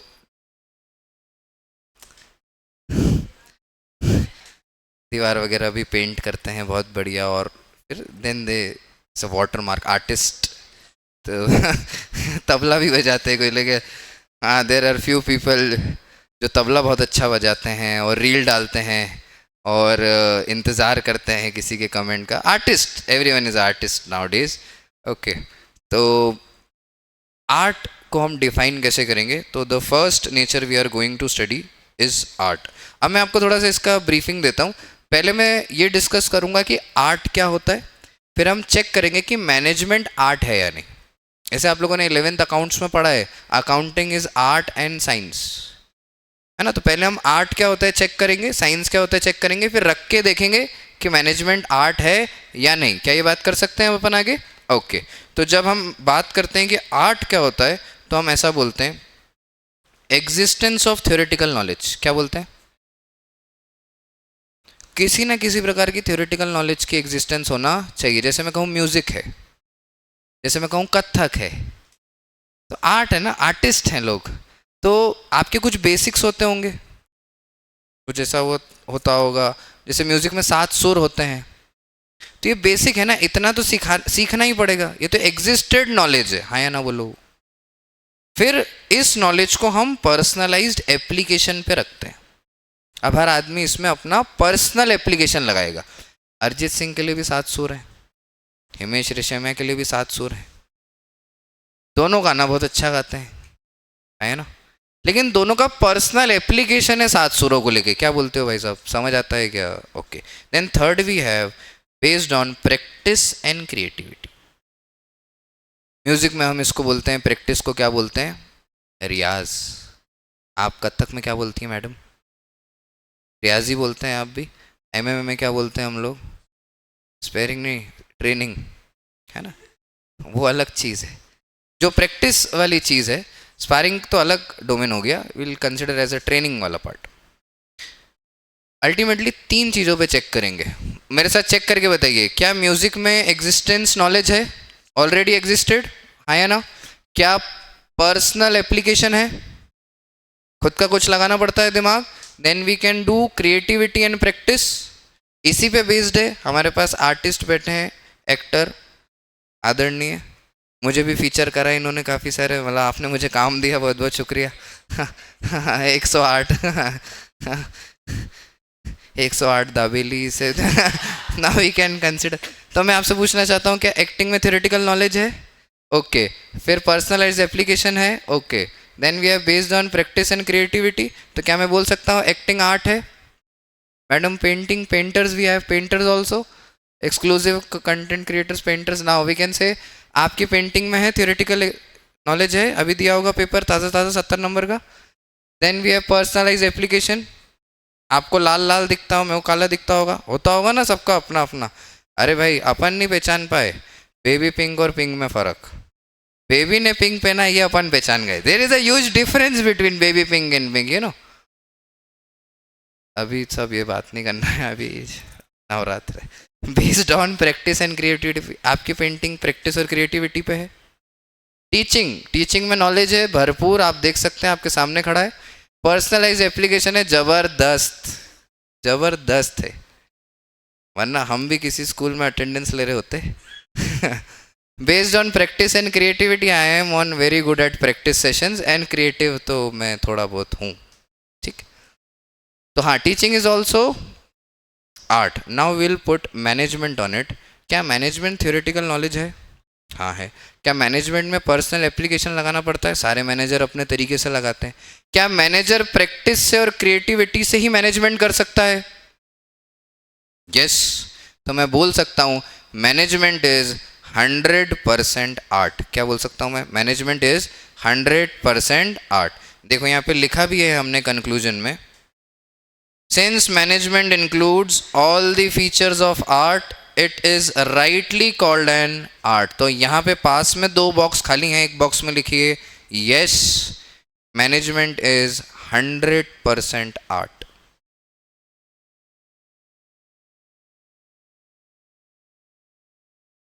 तो आज के बाद आपसे कोई पूछेगा कि मैनेजमेंट आर्ट है या नहीं, तो क्या जवाब दोगे? 100% मैनेजमेंट आर्ट है, यस और नो?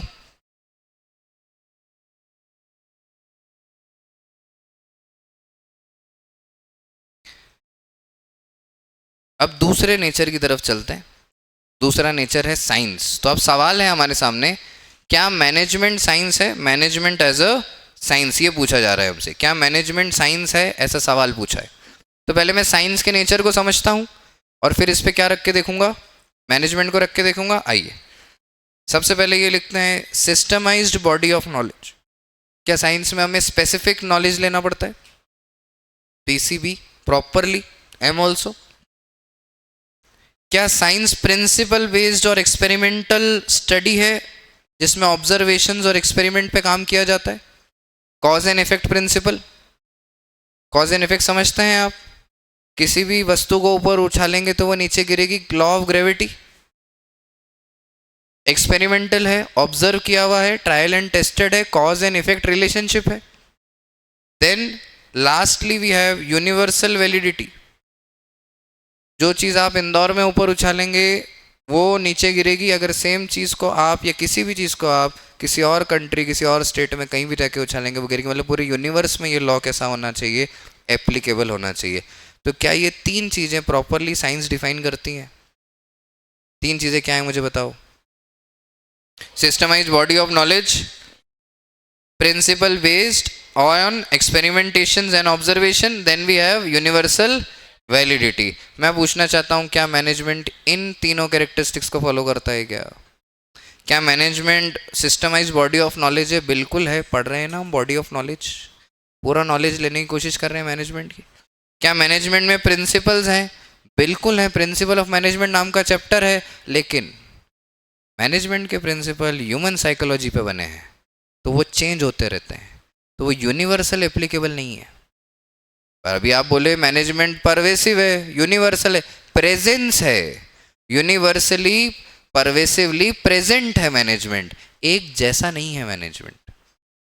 गोवा में लगने वाला मैनेजमेंट अलग होगा, जापान में लगने वाला मैनेजमेंट अलग होगा, मैनेजर होगा, मैनेजमेंट का तरीका अलग होगा।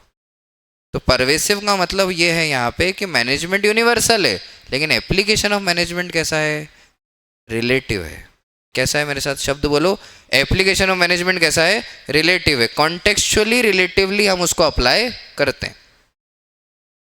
तो मैं यहाँ पे कंक्लूड करना चाहता हूँ कि मैनेजमेंट आर्ट तो होता है, पर मैनेजमेंट 100% साइंस नहीं होता। अब आप बोल रहे हो what do you mean bye 100% नहीं होता, तो कितना होता है, 90% होता है। तो हम क्या बोलेंगे, एग्जैक्टली नहीं है, इनएग्जैक्ट है। हम क्या बोलेंगे, एग्जैक्टली नहीं है, इनएग्जैक्ट है। ऐसे बोलेंगे थोड़ा थोड़ा है। मैनेजमेंट साइंस के जैसा कैसे, थोड़ा थोड़ा। आर्ट कैसा है, 100% है, लेकिन साइंस कैसा है, थोड़ा थोड़ा, थोड़ा थोड़ा होता है। ठीक है,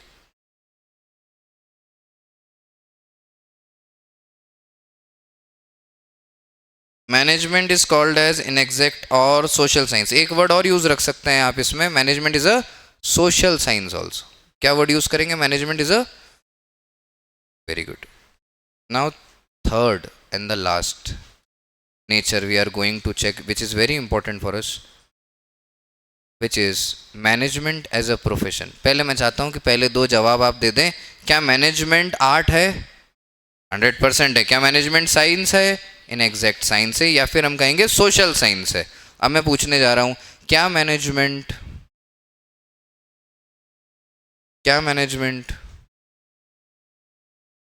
प्रोफेशन है? तो हम चेक करेंगे कि प्रोफेशन है या नहीं। तो आइए चेक करते हैं प्रोफेशन के कैरेक्टरिस्टिक्स क्या हैं। सबसे पहला, well defined body of knowledge. किसी पर्टिकुलर डिफाइंड नॉलेज की आपको ज़रूरत होना चाहिए।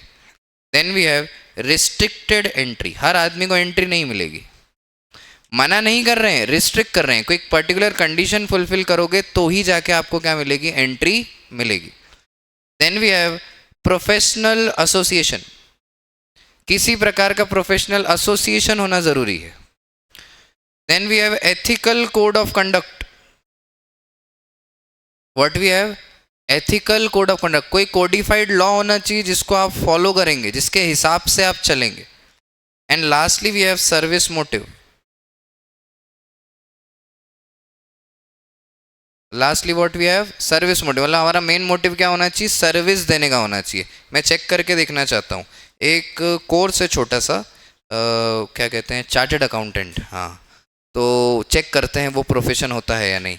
क्या सीए में well defined body of knowledge है, पढ़ना पड़ता है प्रॉपरली, ठीक है। क्या सीए में रिस्ट्रिक्टेड एंट्री है, सर्टेन एग्जाम्स क्लियर करते हैं तभी बन सकते हैं। क्या सीए के पास कोई प्रोफेशनल ऑर्गेनाइजेशन है, एसोसिएशन है, आईसीएआई नाम की एक ऑर्गेनाइजेशन है, ठीक है। क्या सीए पे एथिकल कोड ऑफ कंडक्ट लगता है, हाँ सीए एक्ट करके कानून है वो सीए पे एप्लीकेबल होता है। क्या सीए सर्विस मोटिव के लिए होता है, प्रैक्टिस करेगा तो सर्विस देगा अपनी, बिल्कुल। मैं फिर पूछता हूँ, क्या डॉक्टर प्रोफेशन है, क्या डॉक्टर को well defined body of knowledge लेना पड़ता है, बिल्कुल लेना पड़ता है। क्या पीएमटी और नीट की एग्जाम से एंट्री होती है, तो रेस्ट्रिक्टेड एंट्री है। क्या प्रोफेशनल एसोसिएशन है, आईएमसी है, इंडियन मेडिकल काउंसिल, उसके हिसाब से वो चलते हैं। फिर एथिकल कोड ऑफ कंडक्ट है, तो हाँ आईएमसी के पास एक लॉ है, उसके हिसाब से उनको चलाया जाता है। एम्स भी जिसमें पिक्चर में आके बात करता है। और क्या डॉक्टर सर्विस देते हैं, बिल्कुल सर्विस देते हैं, एक नंबर सर्विस कर देते हैं, पूरा इंजन खोल के साफ करके वापस फिट कर देते हैं।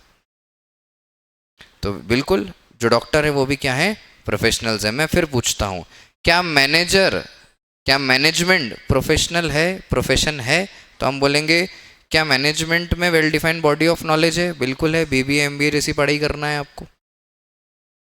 क्या रिस्ट्रिक्टेड एंट्री है, कुछ ऑर्गेनाइजेशंस हैं, कुछ इंस्टीट्यूट हैं जो आपसे एक इंपॉर्टेंट एग्जाम लेते हैं, उसके बाद आपका एडमिशन करते हैं, ठीक है।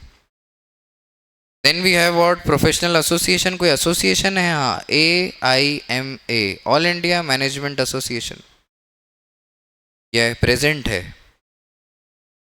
क्या मैनेजमेंट पे कोई एथिकल कोड ऑफ कंडक्ट लगता है, मैनेजर्स पे कोई एथिकल कोड ऑफ कंडक्ट लगता है, नहीं।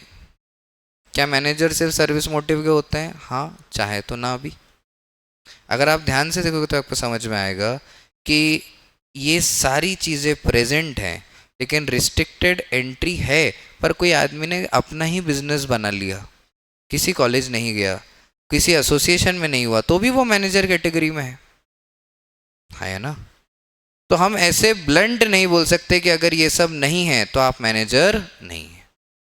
तो मैनेजमेंट प्रोफेशन नहीं है, ऐसा बोलना थोड़ा वो हो जाएगा ना कि मैनेजमेंट प्रोफेशन नहीं है। तो हम कैसा बोलेंगे, मैनेजमेंट डेवलपिंग प्रोफेशन है। क्या बोलेंगे, डेवलप हो रहा है, धीरे धीरे हो जाएगा, ठीक है। अभी ताज़ा ताज़ा सब्जेक्ट है, ज़्यादा साल नहीं हुए मैनेजमेंट को आए, तो इसलिए हम क्या बोलेंगे, मैनेजमेंट कैसा है, डेवलपिंग प्रोफेशन है। क्या शब्द बोलेंगे, मैनेजमेंट कैसा है, डेवलपिंग प्रोफेशन है। देखो, hence it is a developing और इमर्जिंग प्रोफेशन।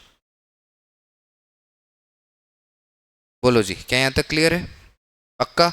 जाइए पूरा टेबल गो थ्रू करिए एक बार जल्दी से, 2 मिनट लीजिए।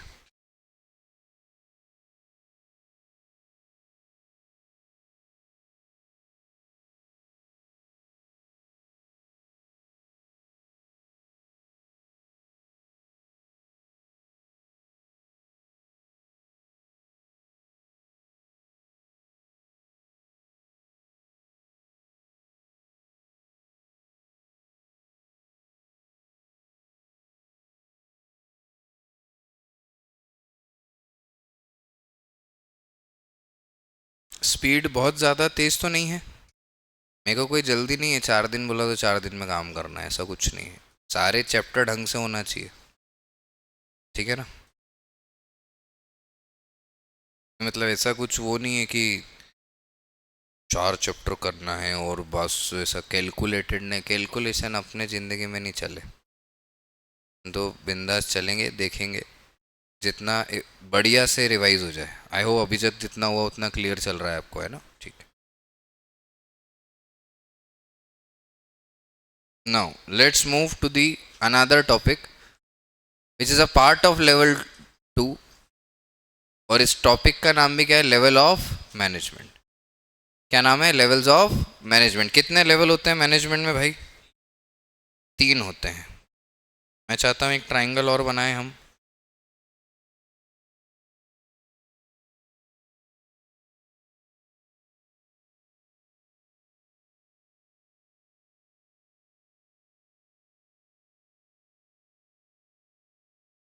और इसको 3 भागों में बांट दीजिए।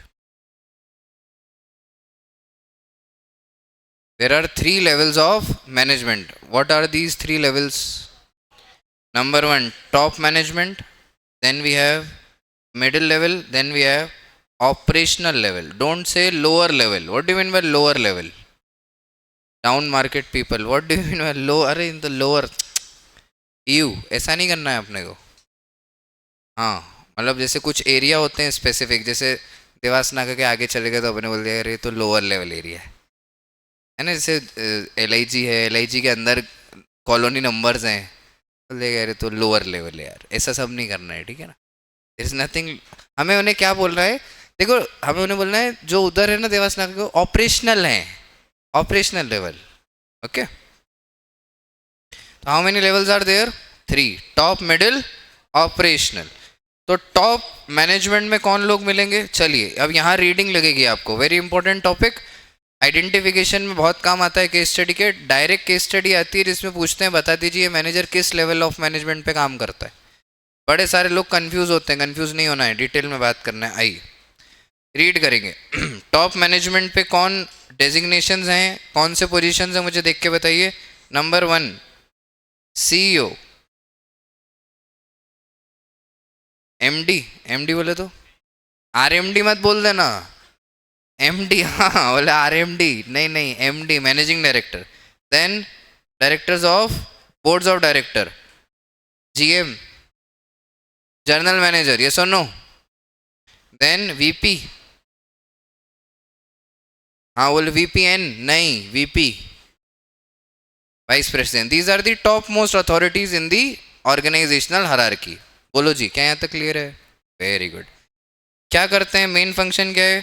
Formulates organizational goal, vision and mission. 3 words, very clear.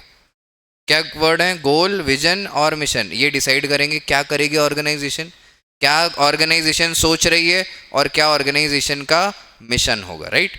Then frame policies and strategies for the entire organization. ये बताएंगे कि क्या करना है. पॉलिसी कौन बनाते हैं? Top level management. हाँ ना बोलो भाई. Organizes, controls and monitor overall activity of the organizations and resources. Then we can approve budgets and take major decisions. Now we can say evaluate the performance of middle level manager. तो एक चीज तो clear हो गई कि top के नीचे middle है, तो मिडिल रिपोर्ट किसको करेगा? टॉप को करेगा, ठीक है. मैं काफ़ी देर से आप लोगों को देख रहा हूँ और आप लोगों के मन में एक सवाल अभी तक आ जाना चाहिए था कि जब भी मैं ये कहता हूँ कि एक से ज़्यादा लोग होंगे तो मैं काम करवाऊँगा, दूसरा व्यक्ति काम करेगा, तो उसको मैं बोलूँगा क्या और मैं क्या हो जाऊँगा? तब यहाँ पे एक रिलेशनशिप पैदा होगा जिसमें मैं बोलूँगा कि मैं सुपीरियर हूँ और ये क्या है? सबऑर्डिनेट.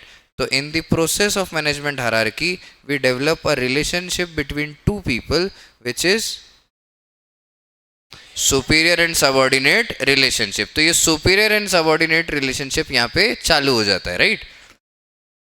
अब मेरा ऐसा कहना है कि अगर टॉप मैनेजमेंट ने पॉलिसी बनाई, टॉप मैनेजमेंट ने क्या किया है? पॉलिसी को फ्रेम किया है, बनाया है, तो उसको इंटरप्रीट कौन करेगा? Middle level. इसका बेस्ट एग्जाम्पल है आपके स्कूल का एनुअल फंक्शन. प्रिंसिपल ने बोला कि बच्चों को नचवाओ, पेरेंट्स को दिखाओ, तो क्लास टीचर्स, हेड मास्टर, सारी फैकल्टीज लग गए इंटरप्रीट करने के कौन से गाने पे नचवा सकते हैं. नचवाने, देखो आप मेरी हिंदी को गलत मत समझना, मेरा मतलब डांस ही है, मैं डांस की ही बात कर रहा हूँ. मैं बहुत प्रोफिशिएंट इंग्लिश बोल लेता हूँ पर मेरी पर्सनैलिटी पे सूट नहीं होती वो. मेरी इच्छा बहुत होती है कि या बोलने की, पर मैं उसमें ना बहुत बकवास लगता हूँ, इसलिए मैं या नहीं बोलता. आप समझ रहे हैं? मतलब आप बोलो कि मेहुल आके बोले लेट्स हैव ए डांस, कितना मतलब बेतुका है. मेहुल का मुझे क्या अच्छा लगा, अरे नाच रहा है ना. सबका अपना अपना रहता है. मेरे से बड़ा पर्सनैलिटी डेवलपमेंट के वो कोर्सेज होते हैं, उसमें वो लोग मिलते हैं, उनका ऐसा रहता है कि you should behave like this, you should say like this, you know there is a politeness in your voice, there is a accent in your voice. ठीक है मैंने. और क्या करना है? आप मानेंगे नहीं, मेरे जीवन में 2-4 इतने बढ़िया बढ़िया लोग आए हैं जिन मतलब बहुत बढ़िया पेरेंट्स हैं और उनके बच्चे सिर्फ इंग्लिश में बात करते हैं. होते ना एकदम छोटे बिल्कुल उत्पादी बच्चे जो इधर मस्ती कर रहे हैं, और फिर आके बोल रहे कि मामा हैव यू सीन दिस, ऐसा मतलब डैडा। तो अपने को बड़ा ये अंग्रेज हो गया ये। अपन ठहरे हिंदुस्तानी प्रेमी लोग, अपने को देश को बचाए रखना है। देश की जो संस्कृति धरोहर, इसकी रक्षा करने की जिम्मेदारी किसको दी गई है? मुझे। मैं आप लोगों को ये बता देना चाहता हूँ, आज बहुत समय से मैं नहीं चाहता था कि ये डिस्क्लोज़ हो, पर मैं अब नहीं कंट्रोल कर पा रहा हूँ, क्योंकि अब सरकमस्टांशियल चीज़ें ऐसी हो गई हैं। बहुत सालों का ये राज चला आ रहा है कि मेहुल क्यों ऐसा अफवाह फैला रखी है, मेहुल ने क्यों ऐसे रूमर्स हैं, मतलब जो कुछ तो ऐसे हैं कि अच्छा कोई बात नहीं, ऐसा नहीं है, क्यों ऐसे रूमर्स हैं कि मेहुल को 8 बजे बाद फ़ोन नहीं करना है, मेहुल को 10 बजे बाद फ़ोन नहीं करना है। कुछ सबके अपने अपने इंटरप्रिटेशन है। कुछ का ऐसा है कि मेहुल भाई नहीं होते हैं तब, मतलब वो भाई वाली फील्ड में आ जाते हैं, ऐसा नहीं है। कुछ लोग ऐसा रहता है कि अरे बिज़ी रहते हैं, स्लॉट बांट रखे। तो पर मैं आपको आज बता देना चाहता हूँ कि डायरेक्टली मोदी जी से बातचीत हो चुकी है, और इंदौर शहर को रात में मेरी ज़रूरत पड़ती है, तो मुझे इंदौर शहर को बचाने जाना पड़ता है। तो I am the official Batman of Indore. हाँ,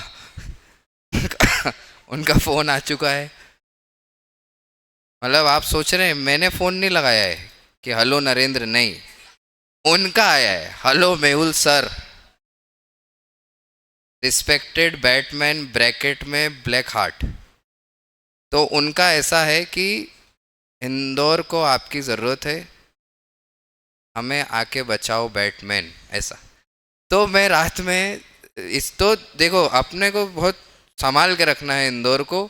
तो आज आपको ये बात पता चल गई है, लेकिन मिसयूज़ नहीं करना है इस चीज़ का कि आप बोल दोगे अरे बैटमैन को तो हम जानते हैं, ऐसा सब नहीं करना आपको, अपने तक रखना है।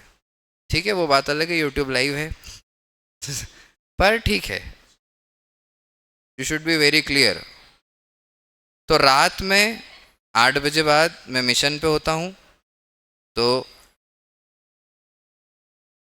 प्लीज़ कॉपरेट करें। तो मैं आपको बता रहा था, ऐसे बच्चे आ जाते हैं ना, ऐसे मामा डैडा, फिर इनके साथ अपन हिंदी में बात करते हैं, शुद्ध हिंदी में। क्या तात्पर्य है पुत्र आपका? ओ हो बच्चे का क्या, वो अपने मम्मा डैडा को बोलता है कि क्या बोल रहा है ये, उसकी हिंदी आ जाती है सामने। तो ठीक है, चलता है, it's happen. What we are discussing, there is a top level management, then we have middle level management. Top level management में क्या होता है? बोलिए, टॉप लेवल मैनेजमेंट में क्या होता है? पॉलिसी फ्रेम होती है। तो मिडिल लेवल मैनेजमेंट में क्या होगा? पॉलिसी इंटरप्रीट होगी। Let's read.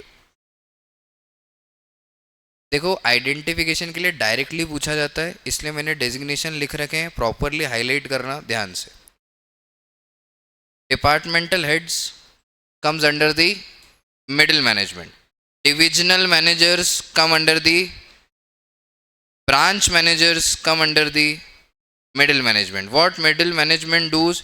Execute plans and policy framed by top management, prepares organizational setup and assign duties, okay, appoints employees, motivate and supervise them, and majorly ensures coordination.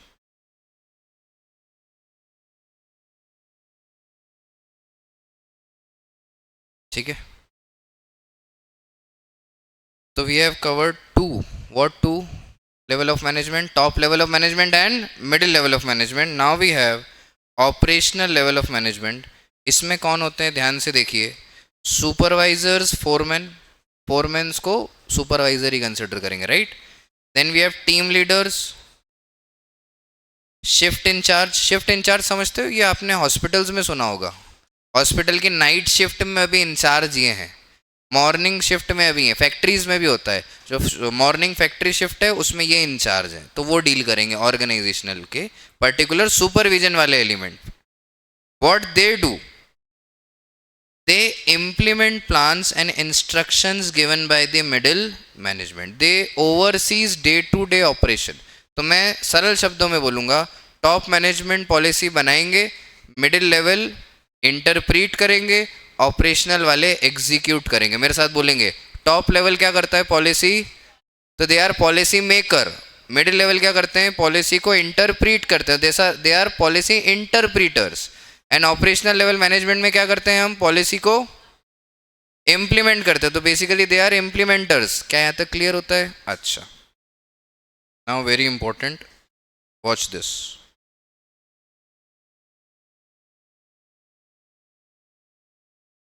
Top to bottom क्या flow करेगा? Authority, सबसे ज्यादा authority ऊपर है, पर हम delegate कर रहे हैं। क्या कर रहे हैं? वर्ड याद है मेरे को, वर्ड क्या कर रहे हैं हम? Authority delegate. Superior to subordinate, subordinate to another subordinate, then another subordinate, like this. तो अथॉरिटी फ्लोज टूवर्ड्स डाउनवर्ड। आया ना बोलो? अगर मैं बोलूं कि रिस्पॉन्सिबिलिटी की बात कर रहे हैं, तो वो उल्टा मूवमेंट करेगी। ये अथॉरिटी, रिस्पॉन्सिबिलिटी का मूवमेंट कैसा होगा? मतलब सबसे ज्यादा रिस्पॉन्सिबिलिटी नीचे है क्या? मतलब अगर कुछ भी मेजर प्रॉब्लम हो गई तो वॉचमैन को मारोगे? नहीं नहीं नहीं, फर्स्ट रिस्पॉन्सिबिलिटी किसकी है? ऑपरेशन पे, then middle, and then what? Top. हाँ ना बोलो भाई? पक्का?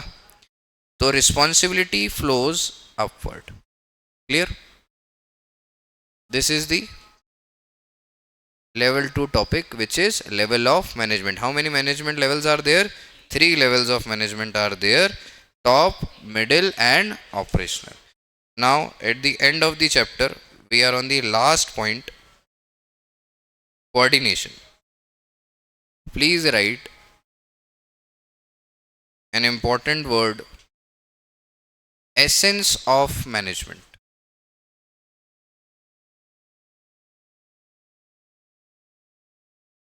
Essence of management.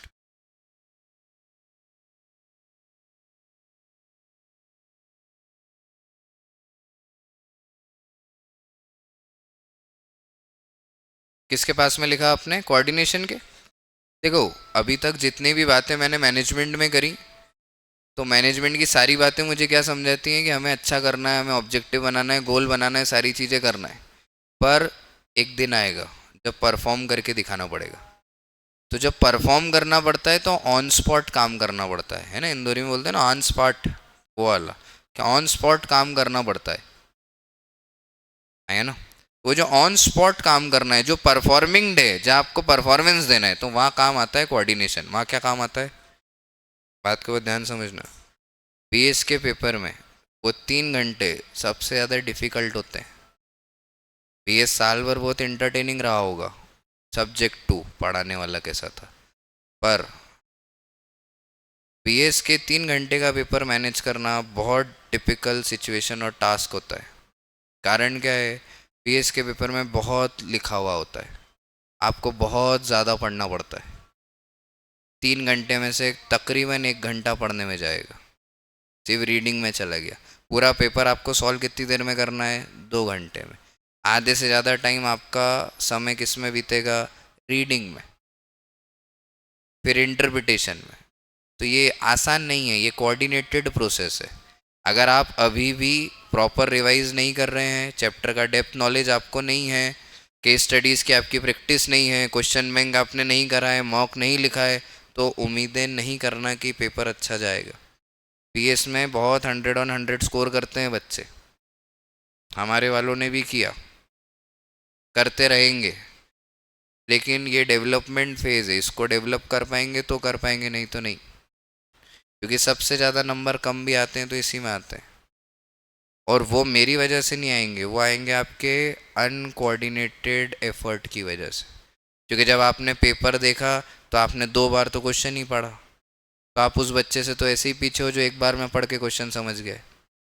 फिर आपने ऊपर देख के सोचा कि इसका क्या, कुछ याद तो आ रहा है। अब वो बच्चे से आप ऑलरेडी पीछे हो जिस बच्चे ने 4 लाइन में ही समझ लिया था कि क्या पूछ रहे हैं। तो अब आपको भी आता है, उसको भी आता है, पर आपके नंबर कम है, उसके ज़्यादा हैं, बिकॉज उसने अपने ब्रेन को ट्रेन कर रखा है प्रॉपरली। तो जब परफॉर्मेंस का डे आया तो mind, emotion, personality, interpretation skill, हाथ, सब कोऑर्डिनेट इफेक्ट दे रहे हैं। जब सब एक साथ कोऑर्डिनेट करते हैं तो ही रिजल्ट आ पाता है। तो for you coordination is very important. अभी तक जितने पेपर दिए उसमें समझा होगा कि वो 3 घंटे वही कर पाता है, वो 3 घंटे वही बच्चे काम कर पाते हैं जिन्होंने साल भर में खुद को ट्रेन किया है। एट रेंडम जाके आप कुछ ट्राई नहीं कर सकते। और जिनके पेपर अभी तक में एक आधी पेपर ऊपर नीचे गया है तो वो अब इसको रिवर्स करके दिखा दें, भर दें अगले साल बोर्ड का फॉर्म और दे दें एक बार और। है क्या इतना पेशेंस और इतना पावर आप में है? तो अननेसेसरी समय वेस्ट मत करिए, कोऑर्डिनेट करिए, डेवलप करिए और एग्ज़ाम दीजिए। ठीक है, अभी भी आपके पास अच्छा टाइम है। और जो आगे की बड़ी प्लानिंग कर रहे हैं वो तो और अलर्ट रहें कि 12वीं में अगर ऐसा है तो फिर फाउंडेशन और इंटर में तो क्या हालत होगी। ठीक है ना, बड़े सपने हो तो बड़ी चिंताएं होती हैं, नहीं तो छोटी मोटी चिंताएं तो सबके साथ है। ठीक है, कोऑर्डिनेशन को टेक्निकल टॉपिक में मानता हूँ, लेवल 3 का टॉपिक है, वेरी इंपॉर्टेंट है, रीड करके डिस्कस करेंगे। आइए please. Coordination is the force which synchronizes all the functions of management and activities of different department. There is a word. What is the word? Synchronization. जब भी synchronisation word सुनेंगे case study में पढ़ेंगे तो पहला hit क्या होना चाहिए कि ये कोऑर्डिनेशन की बातचीत कहीं पे कर रहे होंगे। Lack of coordination results in overlapping, duplication, delays and chaos. Management की जितनी बुराइयां हुए सब कोऑर्डिनेशन में हो जाएंगी। कि अगर आपने नहीं किया, कोई नहीं परफॉर्म कर पाया, तो हम ये नहीं बोलेंगे कि कोऑर्डिनेशन खराब था, हम बोलेंगे मैनेजमेंट खराब था। क्योंकि मैनेजमेंट खराब था तो कोऑर्डिनेशन भी खराब हो गया। कभी आपने लाइव बैंड सुना है? कभी लाइव बैंड सुना है? गिटार बजाते हैं, तबला बजाते हैं, ड्रम बजाते हैं, गाना वाला गाना गाता है। कभी ऑर्केस्ट्रा देखा होगा, तो ऑर्केस्ट्रा में यूएस में ओपरा चलता है, कभी सुना हो आपने? वहाँ पे लोग खड़े होते हैं और उनके हाथ में एक स्टिक होती है और वो स्टिक मूव करते हैं और बैंड पूरा काम करता है, ऐसे सब होता है। अगर आप ध्यान से देखोगे तो ये फुल ऑफ कोऑर्डिनेशन है। मतलब कब गिटार वाला व्यक्ति क्या गिटार बजाएगा, पियानो वाला क्या पियानो बजाएगा, गाने वाला क्या गाना गाएगा, अगर ये तीनों का कोऑर्डिनेशन नहीं है तो गाना रिदम में नहीं आएगा, कुछ भी बज सकता है, पूरा डिस्टर्ब हो जाएगा। तो आपको ट्रेन करना है मैनेजमेंट में अपने सारे एम्प्लॉयज़ को कि एक दूसरे के लिए कोऑर्डिनेटेड एफर्ट डालें। कैसे एफर्ट डालें?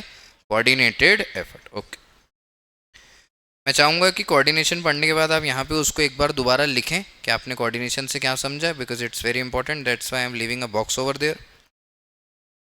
Now we can move to the another topic of coordination which is features of coordination. Very easy and very simple. अगर आपको याद आता हो तो नॉर्मल बैचेस में एक बिजनेस एग्जाम्पल पे डील करता था मैं इसमें, जिसका नाम क्या था याद है?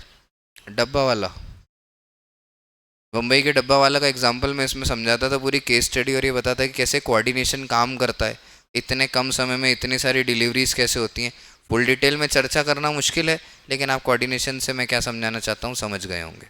ठीक है, तो फीचर्स में हम बात करते हैं। Coordination integrates group effort. सब लोग मिलके एक डायरेक्शन में एफर्ट डालेंगे तो हम क्या बोलेंगे? कोऑर्डिनेशन काम कर रहा है। Come to the example. At Tata Motors, coordination between design, production and marketing team ensures new car model are launched on time. 3 लोगों को इन्होंने यहाँ पे इंटीग्रेट करा है। अगर आप टेबल को बहुत ध्यान से देखोगे तो आप समझोगे कि एक ही टेबल में डायरेक्ट आपको मिल जाएगा क्या ध्यान रखना है, क्या एग्जाम्पल लिखना है और क्या एक्सप्लेनेशन है। तो टेबल का यूज़ करना बहुत इंपॉर्टेंट है। ठीक है, और वैसे भी अपना चैप्टर 1 नॉर्मली ही बड़ा लंबा है, ये ऐसे ही बड़ा लंबा चैप्टर है, इसके बाद तो हम फटाफट डील कर लेंगे। ठीक, let's move ahead. Coordination ensures unity of action. हर व्यक्ति अपने अपने डिपार्टमेंट के लिए एक्शन लेगा, कोऑर्डिनेशन एंश्योर करेगा कि आप जो एक्शन ले रहे हैं वो यूनाइटेड हो, एक डायरेक्शन में हो, कॉमन पर्पस के लिए लिए गए हों। Coordination is a continuous process. क्या मैनेजमेंट कंटिन्यूस प्रोसेस था? तो उसका एसेंस भी कंटिन्यूस प्रोसेस होगा। एक दिन आज कोऑर्डिनेट किया, कल नहीं करेंगे, ऐसा चलेगा क्या? नहीं, आपको एवरीडे कोऑर्डिनेशन करके दिखाना पड़ेगा। ठीक, coordination is the responsibility of all manager. कभी फुटबॉल मैच देखा हो आपने? तो फुटबॉल इकलौता ऐसा गेम है जिसमें फील्ड पे मैनेजर्स खड़े होते हैं और गाइड करते हैं कि क्या करना है, क्योंकि football is a game of coordination. खेलने वाले प्लेयर को पूरा ग्राउंड नहीं दिखता है, उसको नहीं पता है कि कौन कहाँ पे खड़ा है, ठीक है।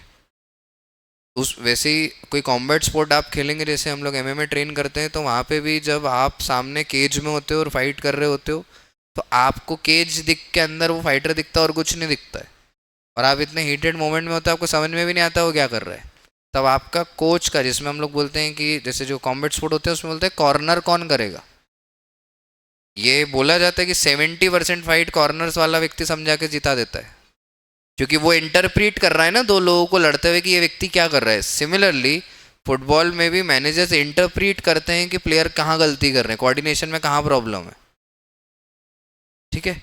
तो मैनेजर का ये काम है, कर्तव्य है कि वो पूरे ऑर्गेनाइजेशन टीम को, पूरे ऑर्गेनाइजेशनल स्ट्रक्चर को कोऑर्डिनेट करने पे मजबूर करे। सारे ग्रुप कोऑर्डिनेटेड होना चाहिए, कोई भी अपनी मनमर्जी का काम ना करे।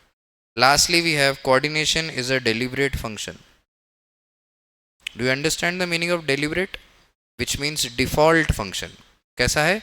Default. Default word समझते हो? नया फ़ोन खरीदा कभी जीवन में? नया फ़ोन खरीदो और बोलो कि भाई मेरे को फ़ोन लगा के देख, तो फ़ोन लगाते हैं तो रिंगटोन बजती है, तो वो जो रिंगटोन में जाके जब चेक करोगे ना, तो उसके आगे डिफ़ॉल्ट लिखा हुआ मिलेगा। डिफ़ॉल्ट मतलब नहीं करोगे तो भी ये रिंगटोन लगी हुई मिलेगी। तो डेलिब्रेट मतलब आप चाहो या ना चाहो कोऑर्डिनेशन तो करना पड़ेगा, ये डेलिब्रेट प्रोसेस है, बाय डिफॉल्ट करना पड़ेगा। तो जब करना ही है तो कॉन्शियसली कर लेना चाहिए। बोलो जी, कितने लोग ऐसे हैं जो बाइक चला के आए अभी, कोऑर्डिनेट करा होगा, क्लच गियर ब्रेक ट्रैफिक, है ना। नोट्स तो नहीं बनाने लग गए थे वहाँ पे, कैलकुलेट करके ही करा होगा, तो इट्स अ कोऑर्डिनेशन।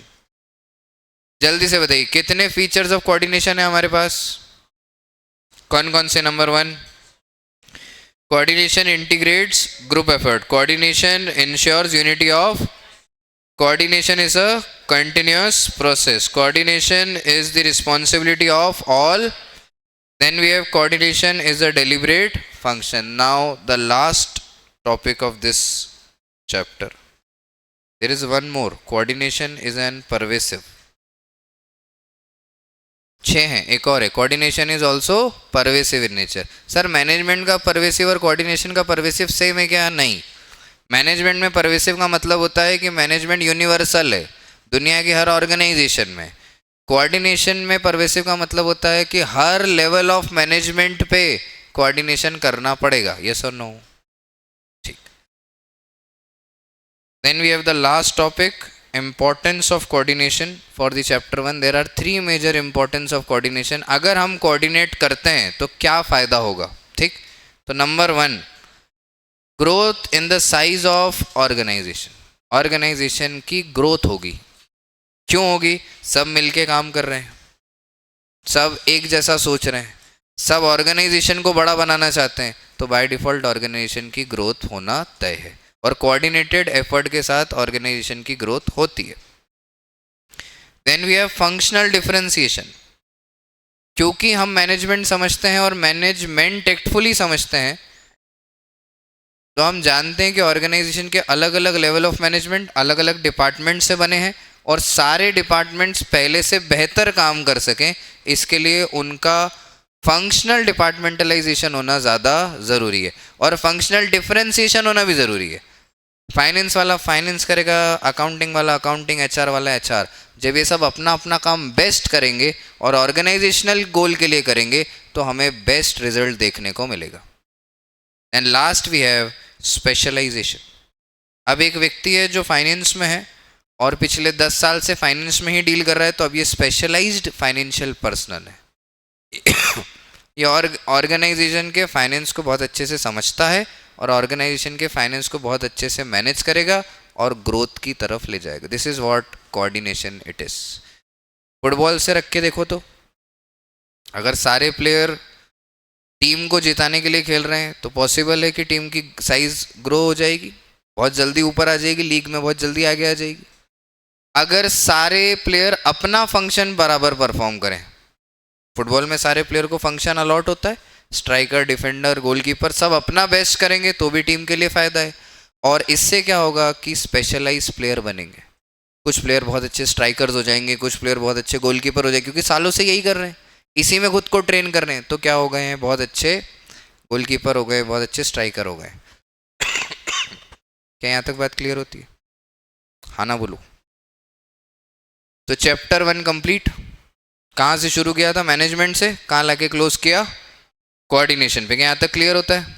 किसी भी टॉपिक में कोई डाउट है क्या? तो thank you so much for the chapter 1। Okay.